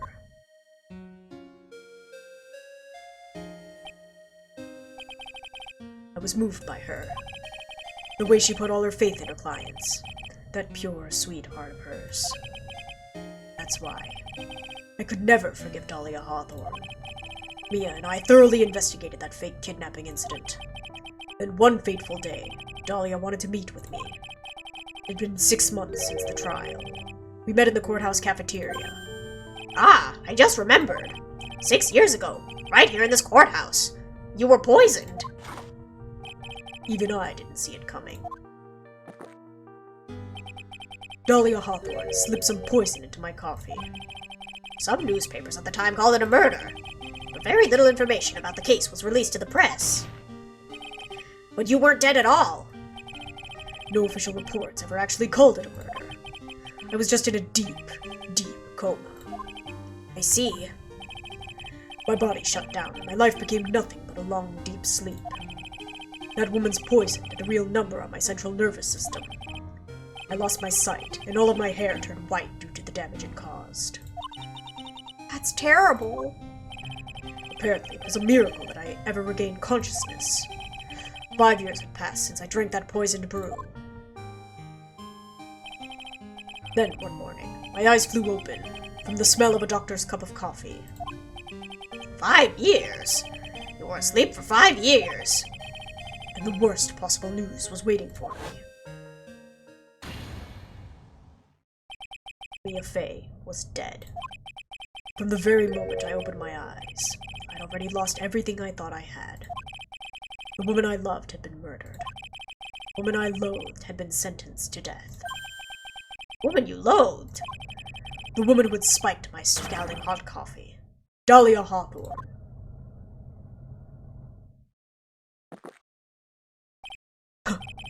Good old Mia.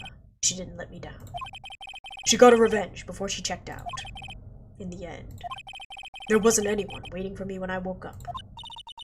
That's so sad. Someone like me. Or someone who had slept away their best days. There were only 2 reasons left to live.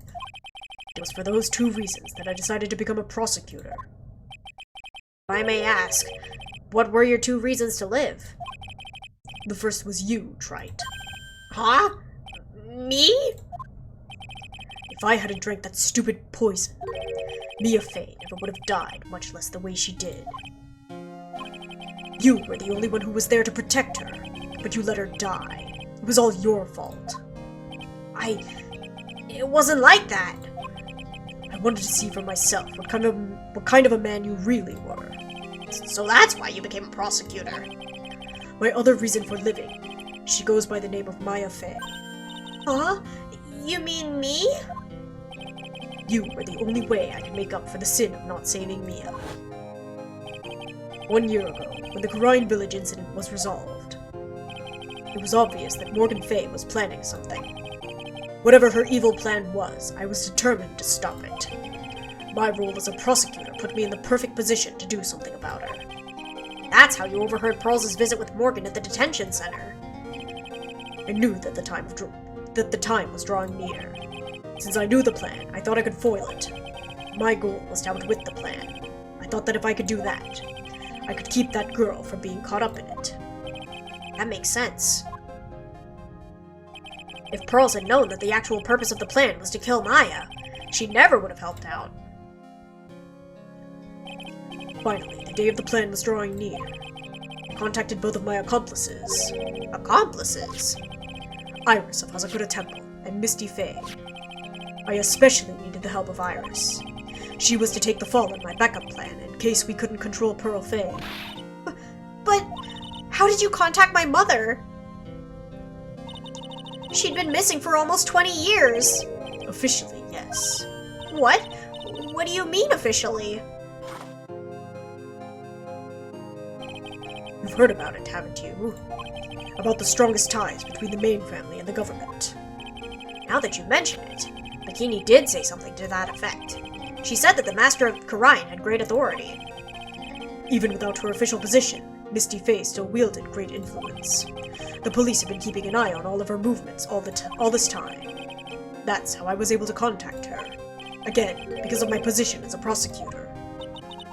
So my mother was cooperating with you? Don't ever forget. No matter how far away from you she was, she never stopped thinking about you. She was always... That's why. I knew she would do anything to protect you. If you want to know how strong her resolve to protect you was, look at her staff. Staff? The one with the sword in it. The day the plan was to be carried out arrived soon enough. We met for the first time at Hazakura Temple. That's when your mother showed me her special staff. I realized it then, just how far she was willing to go. She was ready to use that sword to protect you from Morgan Fay if necessary. Yes, even if it meant paying the ultimate price. Mother... That night, the night of the crime, there was just one way to stop Morgan's evil plan. You mean Pearls, don't you? I had to make sure she didn't channel Dahlia Hawthorne. Well, Pearl, what are you going to do tonight? Well, if you'd like, you could come to my room. Perhaps we could read some books together. We thought we could prevent her from playing her part in Morgan's plan, but she never showed up. She was worried and followed me to the inner temple. That was the thing we were most afraid of, and that is why. Misty Faye had to do the channeling herself. She channeled Dahlia Hawthorne into her own body. What? What do you mean? If she channeled the spirit first, then Pearls wouldn't be able to do it herself. As Master of Karain, Misty Faye's power was supreme, so that's how it went down. She channeled Dahlia Hawthorne so that Pearl Faye wouldn't be able to.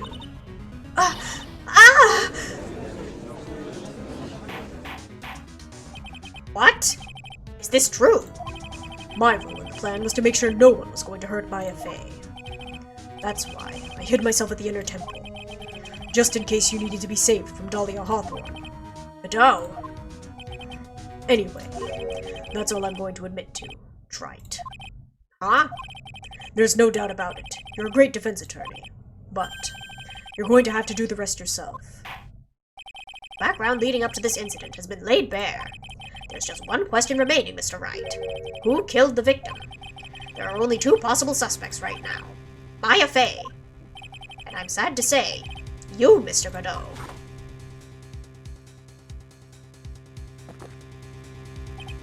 Well, Trite, if you're the real deal, then finish this thing once and for all.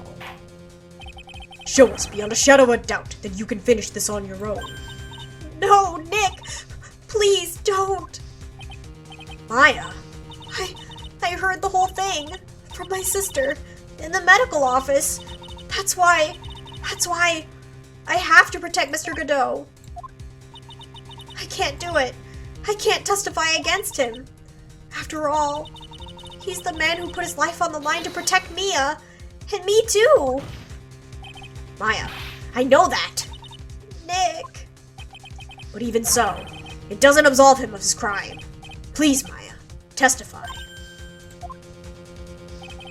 Miss Faye, your testimony, please. This is the final testimony. Don't bother trying to hide anything, because I'll know. I want to hear the truth from your own lips. I understand. I'm sure you're right. I'm ready now, Nick. Door. All right, young lady. Tell us about the moment before you lost consciousness. What exactly happened at the time of the murder?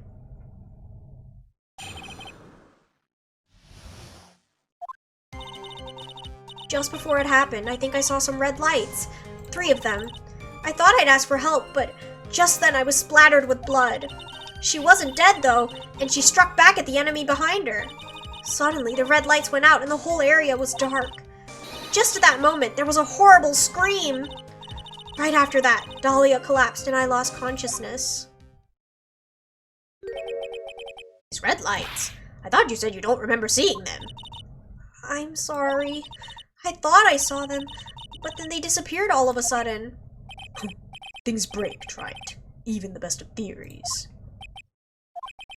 Who was it that stabbed Misty Faye? It looks like you still can't prove it. Maya's telling the truth this time. I know it. The rest is up to me. Well then, Mr. Wright, proceed with your final cross-examination of the witness.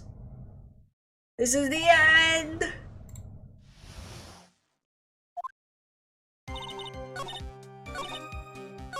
She struck at the enemy behind her, okay. She struck back! How do you know that?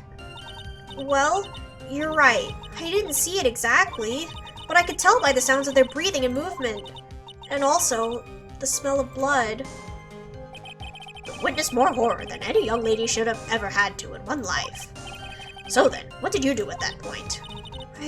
I couldn't move.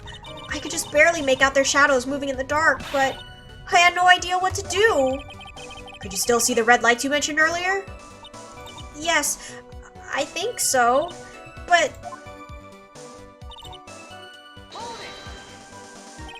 They went out. Yes, suddenly I couldn't see them at all. What could it mean? If the red lights were coming from Godot's mask, and they went out right in the middle of a fight, maybe the mask was damaged. or maybe it was knocked off. Or maybe the batteries ran out. Right, Trite? Or maybe those little red pinhead-looking lights just stopped working. What could have really happened then?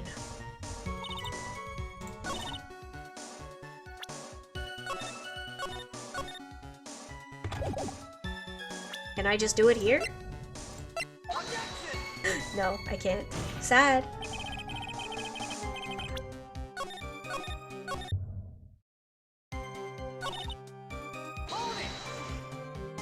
What do you mean by just at that moment? Do you mean the moment when the red lights went out? Yes, that's right. The scream that you heard then, was it Dahlia Hawthorne? I don't think so. I'm pretty sure it was a man's voice. What? So then, that scream came from the killer. That's gotta be it. I think Dahlia Hawthorne must have taken the blade and attacked the killer with it. And then the killer let out a scream of pain, huh? After that, the killer stole the blade back and delivered the final blow, I guess. Well, Mr. Wright, it seems to make sense to me. It sounds like a reasonable deduction, but I still kind of wonder. I'm sorry to say this, but that interpretation would create an enormous contradiction. That makes sense. After all, my deductions are almost certainly never correct. Remember the testimony she gave before the killer let out a scream? Maya said she'd already been splattered by the victim's blood. In other words, the blade and the staff had already been plunged into the victim. Ah, is that right? She couldn't have struck back with a sword that was already stuck in her body. The weapon that caused the killer to let out a scream must have been something other than the staff. You're so sure about that, then don't keep us waiting any longer, Trite. There's only one thing I could think of. That could have been used as the weapon here. If Dahlia Hawthorne had already been stabbed in the back by the staff, what could she have used to strike back at the killer? Must go cook, so I'll be lurking for the rest of the stream. Okay, bye-bye, Avery. Thank you for coming. Have a nice lurk. Good luck with dinner. Naturally, the dagger the killer brought to the scene of the crime. Oh, that's right. I forgot about that. This dagger was found at the crime scene, stuck into a pine tree. Yes, the detective found this morning and brought it to me. Dahlia Hawthorne struck back at the killer with this, and she managed to wound him as well. Just because he let out a scream doesn't mean that he was wounded. For all we know, the blood of the dagger could have been from the victim. Have you forgotten that the blood has already been tested? Since we learned that it wasn't the victim's blood, it must have been the killer's blood. The killer must have a wound somewhere on his body. But you're saying the blood on this dagger belongs to the killer. Exactly. A DNA analysis of the blood would prove it beyond a shadow of a doubt. And yes, Mr. Godot, it would prove that it's your blood. Nice theory, Trite. Order in the court. Is this the end? Have I done it? Even he won't be able to change the results of a scientific test. Huh. Let me ask you something, Trite. Let's just say that it turned out that I was the killer. Do you really think I'd be stupid enough to leave evidence like that? What? Just think for a second. This dagger was found this morning by a detective and brought to me. There was already blood on it, correct? But even so, I was the one who brought this dagger here to the courtroom. Yes. What does that prove? Well, if I really were the killer, I could have washed the blade off and then planted another person's blood on it. It can't be!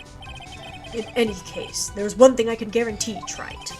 That blood, it doesn't belong to me. Not a chance.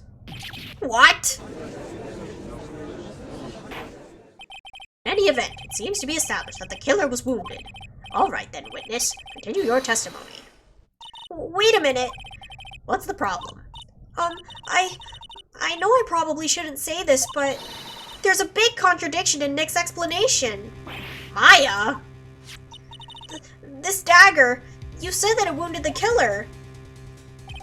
That's right. But, if Mr. Godot had really been cut with the dagger, his clothes should be bloody or have a rip in them, right?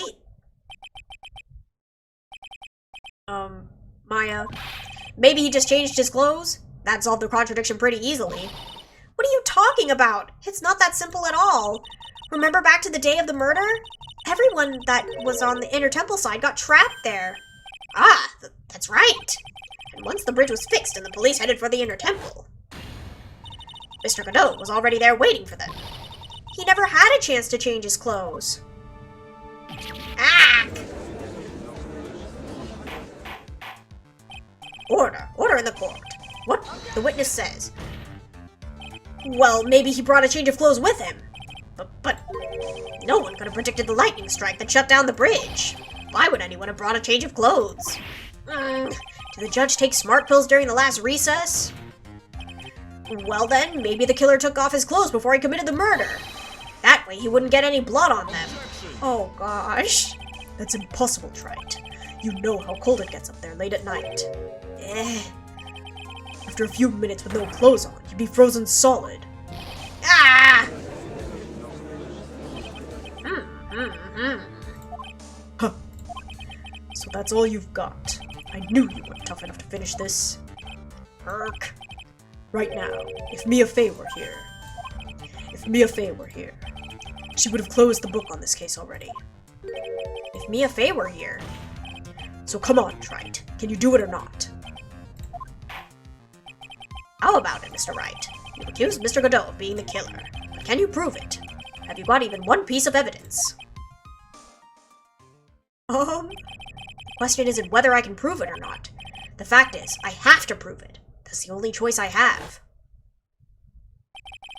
I was taught that it's one of the rules of being a lawyer.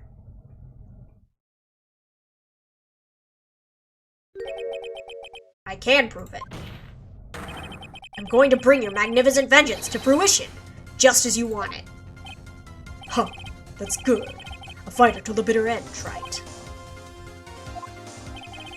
Since there's just one piece of evidence that can prove your point, why don't we go for the unlimited penalty?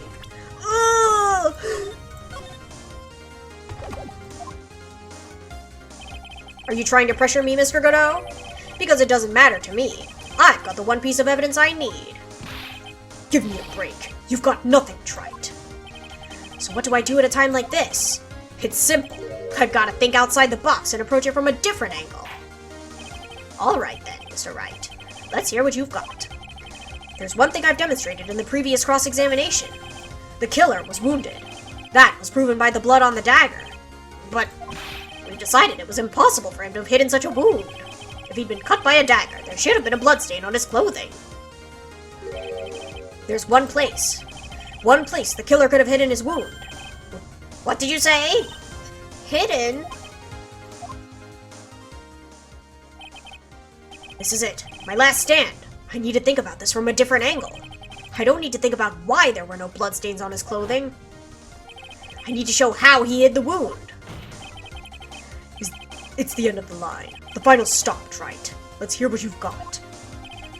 Where's the location where you say the killer hid his wound? Do I just...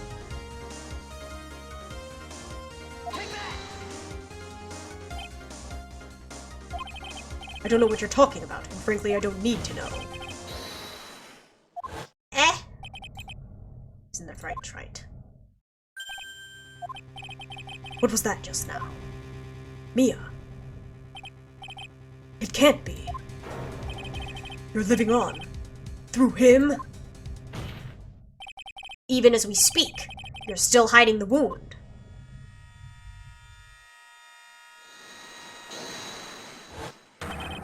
It's beneath your mask! During the fight, the red lights given off by the killer suddenly disappeared. Seconds later, the killer let out a scream. That's right, your mask went flying off your face. Mr. Godot, would you mind removing your mask? If you have a dagger wound under there somewhere, then I'd say this whole case is solved.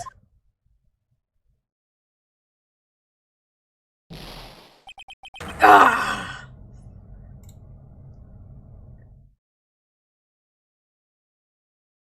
I'm sorry, sir.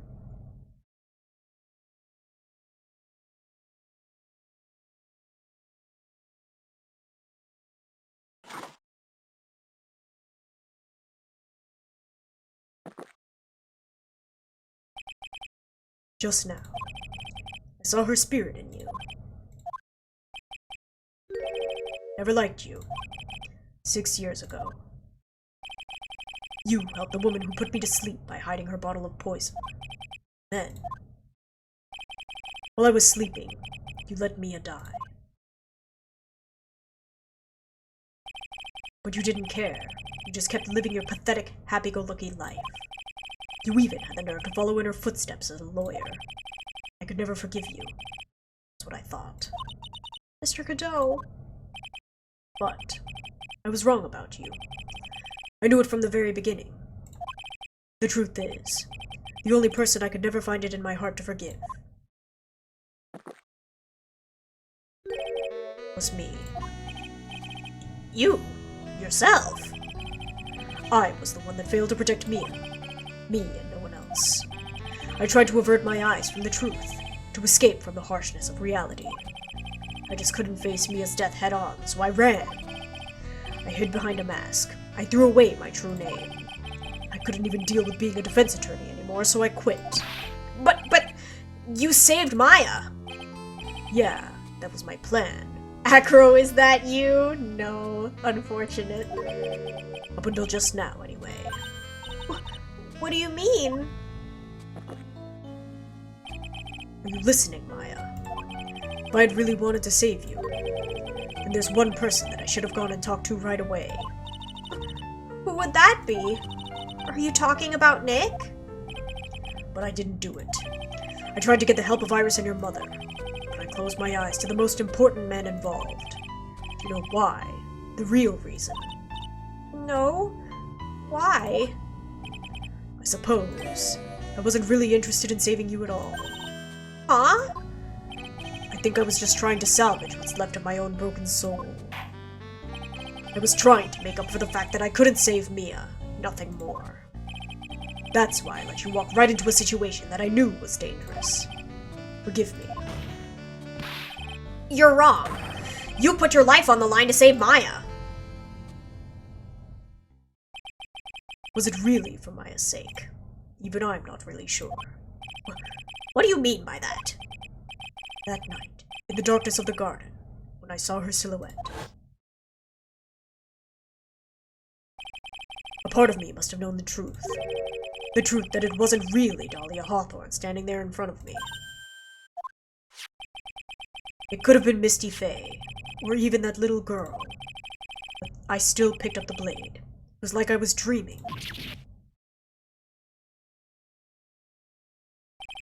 Not sure exactly what was going on in my mind at that point.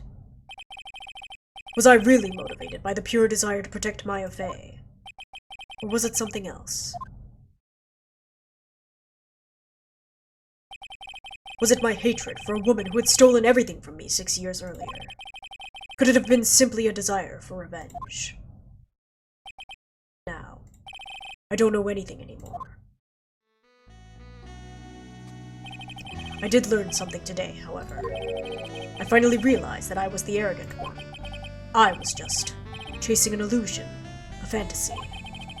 The stupid fantasy of defeating you in the courtroom.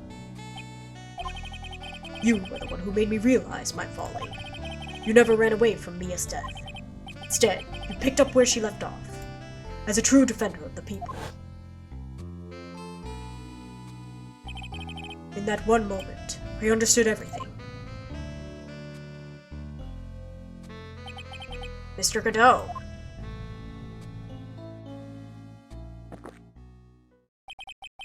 I think you already know this, but if you don't, my name is Diego Armando. Mr. Armando! I believe in you! I know you were trying to save me. No. Thanks. Your wound! It's bleeding! Did you forget already? In my world, the color red doesn't exist. These must be my tears. Tears? Ever since I woke up from my coma, I think I've been waiting for this very moment. Mr. Armando! You do well to remember this, Maya. The only time a lawyer can cry is when it's all over.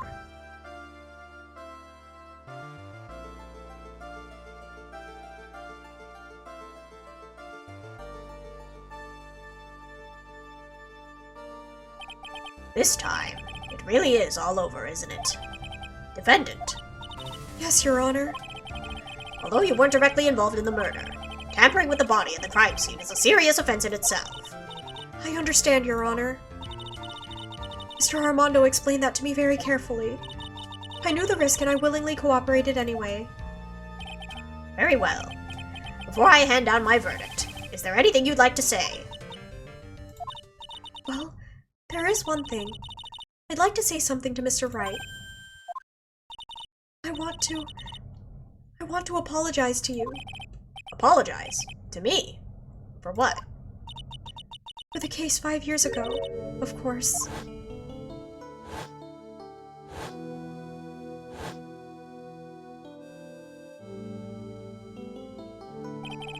I just remembered. Weren't you poisoned by your own lover? Not exactly, but yeah, something like that. Even now, 5 years later, I can hardly believe it. She was going to do it. She was planning to kill me. It's not all that surprising. The two of you hardly knew each other. Huh? What do you mean? You and my sister, you only met twice. Huh? We only met twice. The first time you met was on that fateful day. The day she poisoned Mr. Armando in the cafeteria of this very courthouse. The next time you met her was 8 months later. You met her again on the day that she stole your cold medicine. And Doug Swallow was killed. No way! It can't be true. I mean, during our whole relationship, we were... For those 8 months, the woman that you thought was Dahlia Hawthorne wasn't actually my sister. Huh? It wasn't Dahlia? I hope one day you can forgive me, Beanie. You You mean? That's right. I lied to you for 8 months. But why? Why would you do such a thing? Ever since she gave you the bottle that day, my sister was trying to get it back as soon as she possibly could. Because of the police investigation and their surveillance, she couldn't move about freely. So that's why you... My sister, from the beginning, she was prepared for the worst. Prepared for the worst? She thought that you might somehow discover the truth. That's why she was always ready to deal with you at a moment's notice. You mean she was ready to kill me, don't you? She already had so much to answer for. I didn't want any more sins on her soul. I begged her not to do it, and she agreed to give me a chance. That's why. You came to me? You came to get the bottle pendant back from me in her place. But I couldn't get you to give it back. I failed at something even as simple as that. 8 months passed, and I still couldn't get it back from you. Finally, my sister couldn't wait any longer. She didn't consult me about her plans for you that day. It was the first time that had ever happened. That was a bit strange, wasn't it? Up until that day, you two were partners in crime, and she would confer with you. I think she must have noticed. Noticed what? My feelings for you.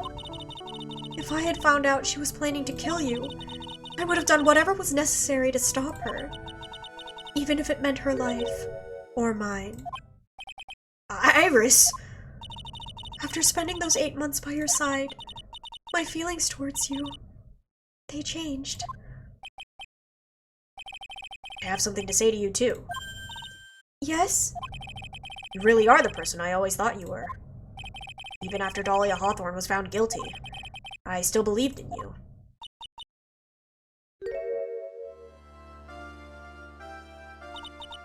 Thank you.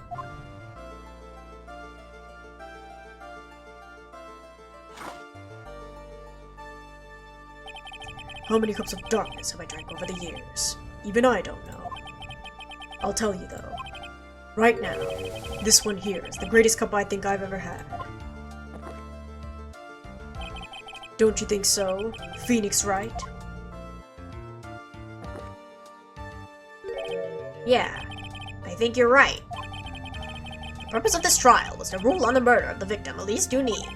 At some point, I expect you will be tried for your role as an accomplice in this case. I understand, Your Honor. Very well. On the charge of murder, I hereby find the defendant Not guilty! Yippee! Court is now adjourned. We made it, guys! Oh my gosh. So I guess it's all over.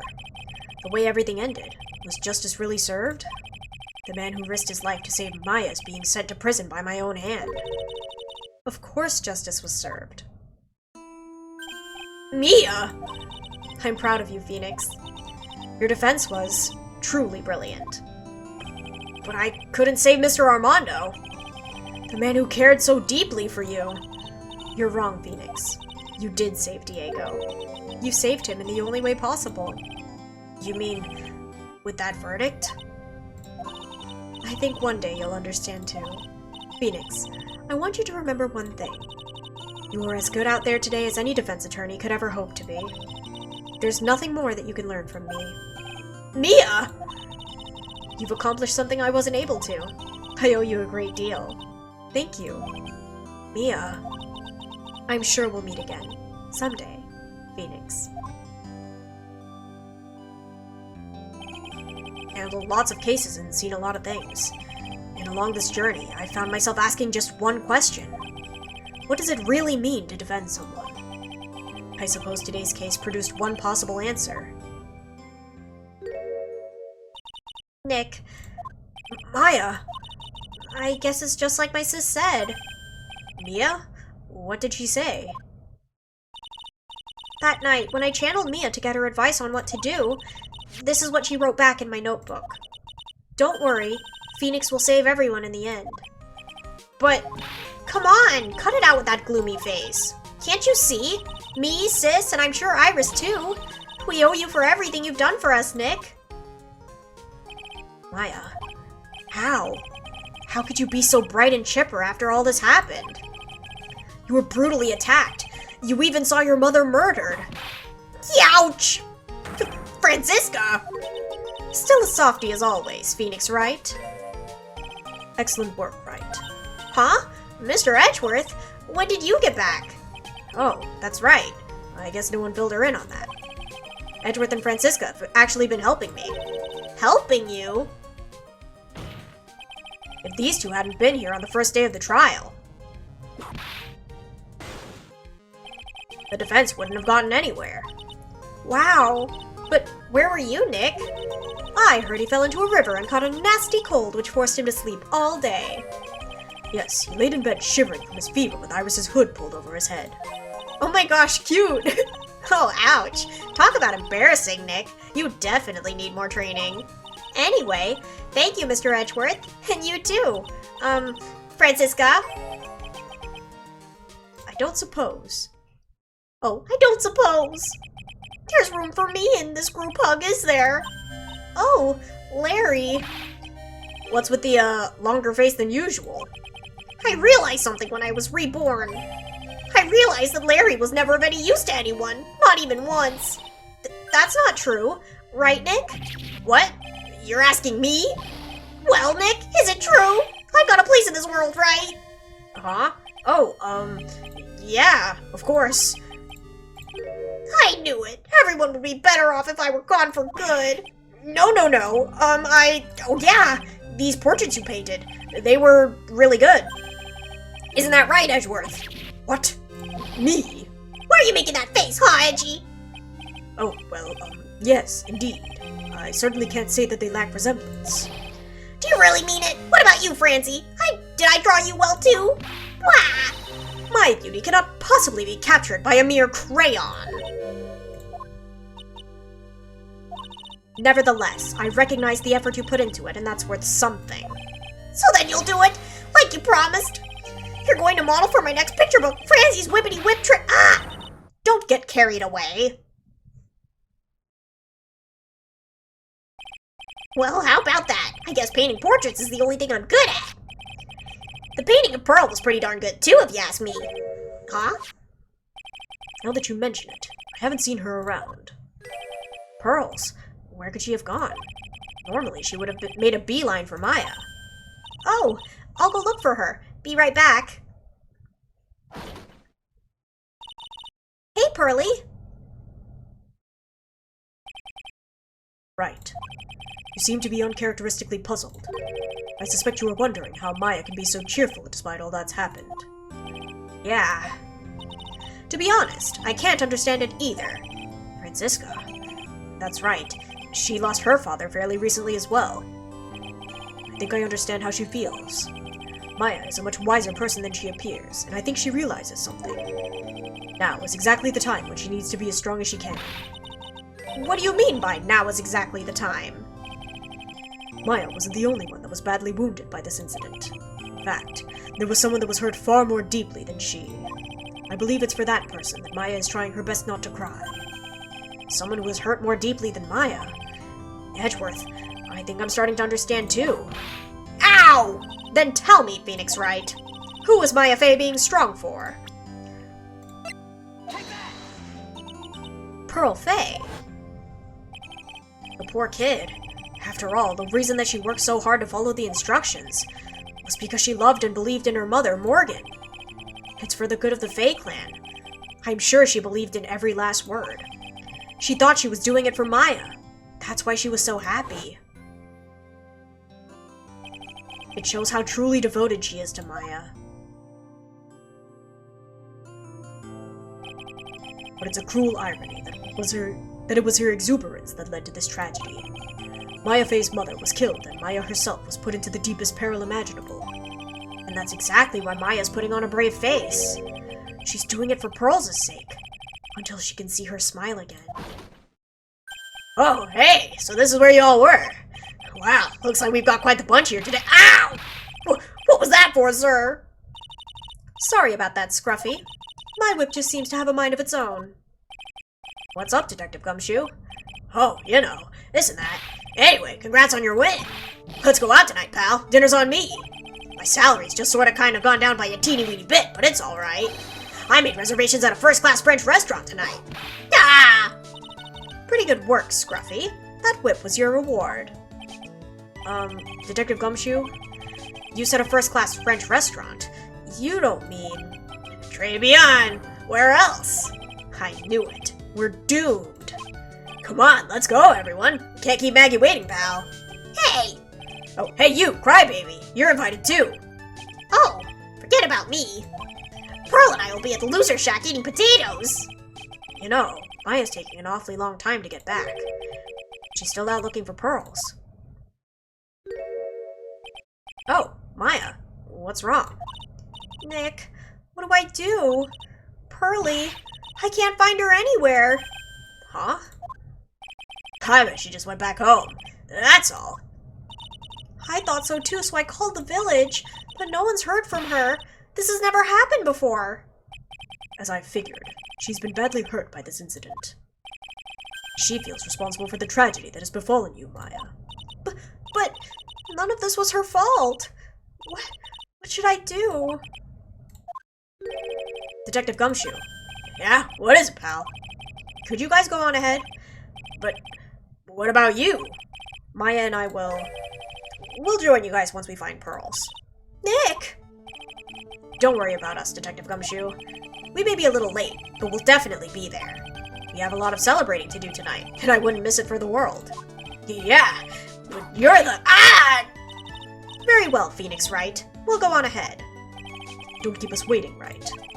We won't. But where should we look? Where could Pearlie have gone? Let's go, Maya. There's only one place I could think of that pearls might have gone to.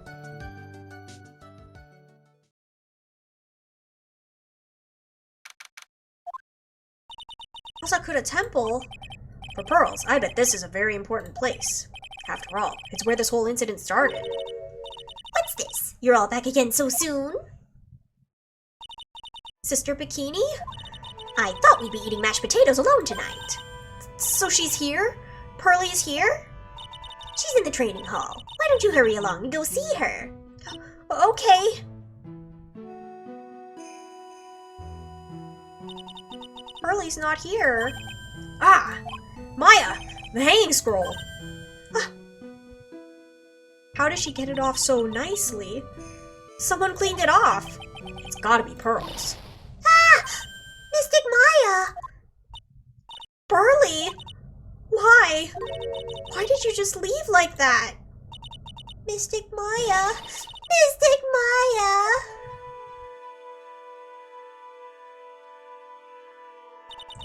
I swore that I would never trouble the two of you ever again. Because it's all my fault that Mystic Maya's mother. That's why you came here? It's the least I could do to pray for your happiness. You don't have to do that, Pearlie. It wasn't your fault. You didn't do anything wrong. Of course, I'm sad that my mother is gone, but how do I say this? I'm still happy. You don't have to lie just to make me feel better. No, really. It's true. The only reason I'm still here at all is thanks to everyone who was there for me. My sis, my mother, Mr. Armando, Nick, and you. If even one of you weren't there, I'm sure I wouldn't still be alive right now. That's why I have to be strong. For all the people that were there for me when I needed them. That's all I can really do. Mystic Maya. I'm impressed. You truly are the daughter of Mystic Misty. Sister Bikini. Your mother, Mystic Misty, was a strong woman indeed. I want to tell you what she said to me that night. After dishonoring the good name of Kurain, I don't have the right to face my daughter. But still, Maya is always in my thoughts. It's true. She'll always be with me until the day I die. Your spirit was with her. That's why your mother was so strong.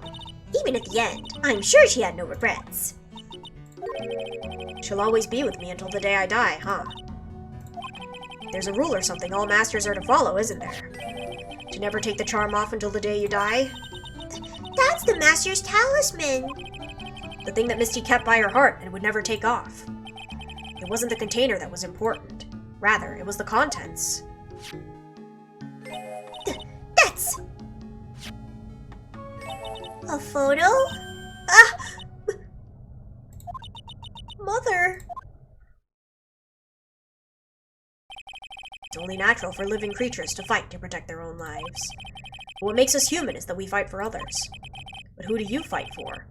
How hard must you fight? That's the true measure of what human life is worth. We defense attorneys are warriors who are constantly challenged by that question.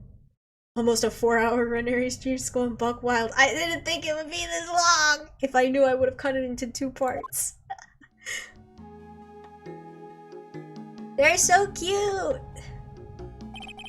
Even when the battle is over and the bonds that connect us are severed, we always return, time and time again. Mia, Maya, Pearls, Mr. Armando, and Maya's mother too.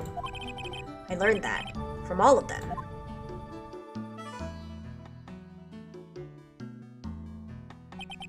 Well, shall we get going? Everyone's waiting. This is a day to remember, a day when a lot of things were finally put to rest. I think we should celebrate what we've overcome today. But I still can't... Oh, go on, sweetie. You can come back for training anytime. Okay. Alright, I'm going to make a brand new start too.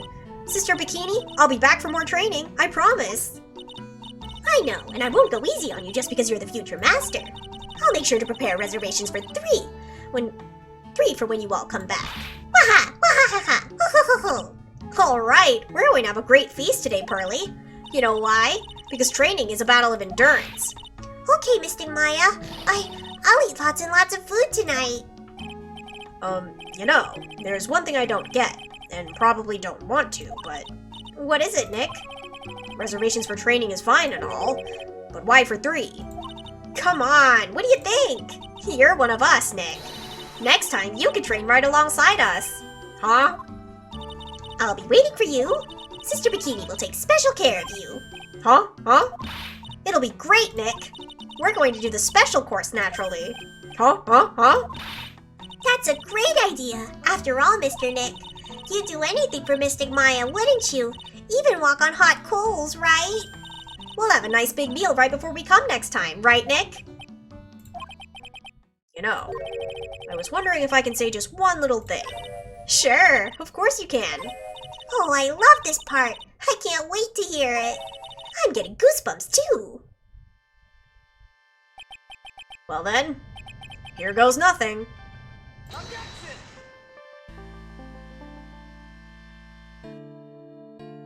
We did it!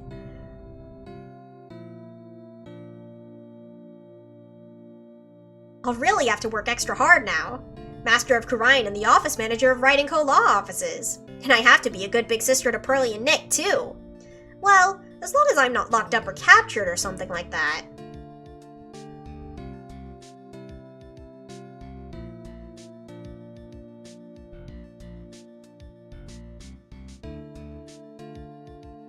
So it's true. Mr. Nick really is Mystic Maya's knight in shining armor. He went through with the special course all the way to the end. Actually, I heard there's a legendary extra special ultra course here too. I think I'll surprise the 2 of them by making a secret reservation. That's evil. She's gonna murder poor Phoenix. Extra special ultra course indeed. Maggie bought me a brand new coat as a present, pal. I feel 10 years younger. I'll never take it off. Yes, but somehow you just don't seem the same. I guess a dirty, shabby old overcoat is just more detective-like, sir. Don't worry about it. In the name of love, a man will soil himself silly. That's crazy. Sign me up. You're stronger than I am, Kimono.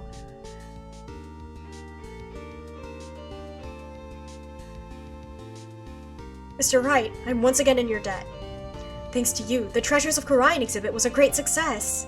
I even got to see Miss Von Karma, who I hadn't seen for almost a year. She taught me how to use a whip, and said that I must show you what I've learned. Maybe the course fees are why Phoenix looks homeless in the next games he had to sell his suit. That's so sad.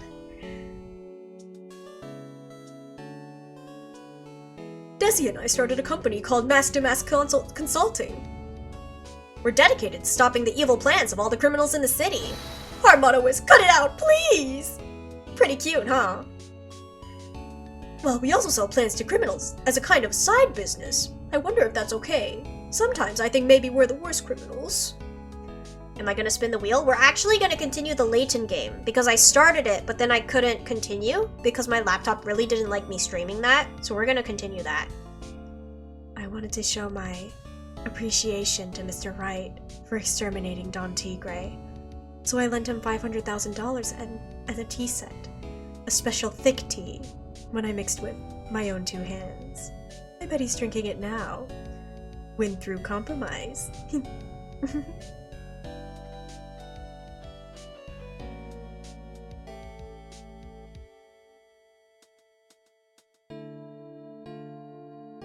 I'm just holding in the way. A wrinkly, grumpy, clown-nosed waste of flesh. At least that's what I thought. But my grandkids had a birthday party for me the other day. Talk about embarrassing. 69 years old and I cried like a baby with a dirty diaper. One day I might see Fire Emblem. Or what is DQ? Oh, Dragon Quest. Someday. As usual, we have an abundance of work to do. We hired a new programmer to replace Glenn Elg. I do hope everyone will get along. His name is Adam Mata. As soon as I heard his name, I knew our brain circuits would align perfectly. We're still going. We're almost done. We're at the credits now. It was longer than I thought. My. More reporters. Since the murder, we've made so much money, I hardly know what to do. I think the magazines like us because I provide such a nice visual, especially in spring. I can hardly wait for Iris to come back. Wahahaha! Ho ho ho!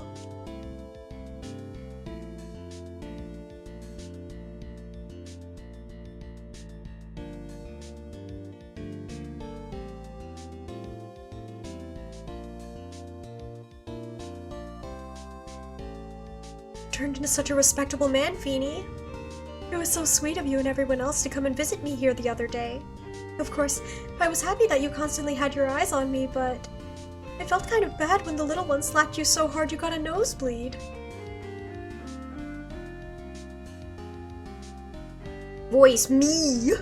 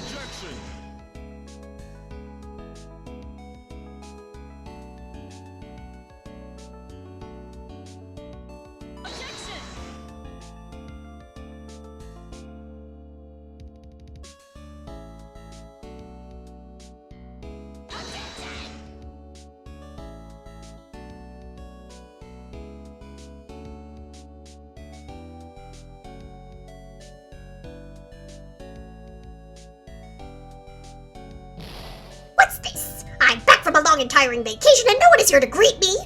I guess while I was gone, my little whippersnapper buddy quit and now we got no one. And what kind of lonely, crazy security room is this supposed to be anyway? What with all the flashing lights and switches, I feel like some sort of space alien. And now what am I going to do with all these macadamia nuts I brought back for everyone? If I bring them over to Edgepo, I know exactly what he'd say. I really can't accept these, I'm afraid, or something just... When will I get to find a gentleman who... I can't. She's too fast. Oh.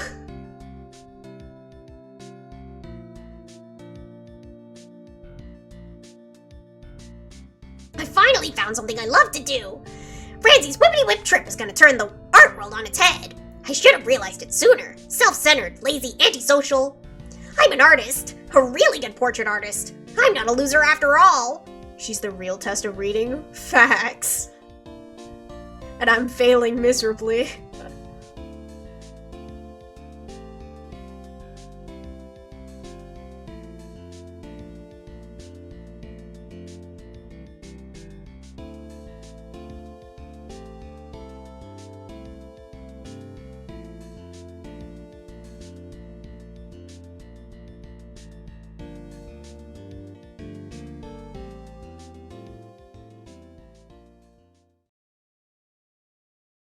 Let's go. We did it. It's over.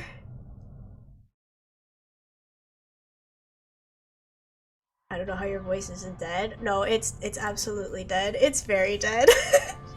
I did it! Yeah!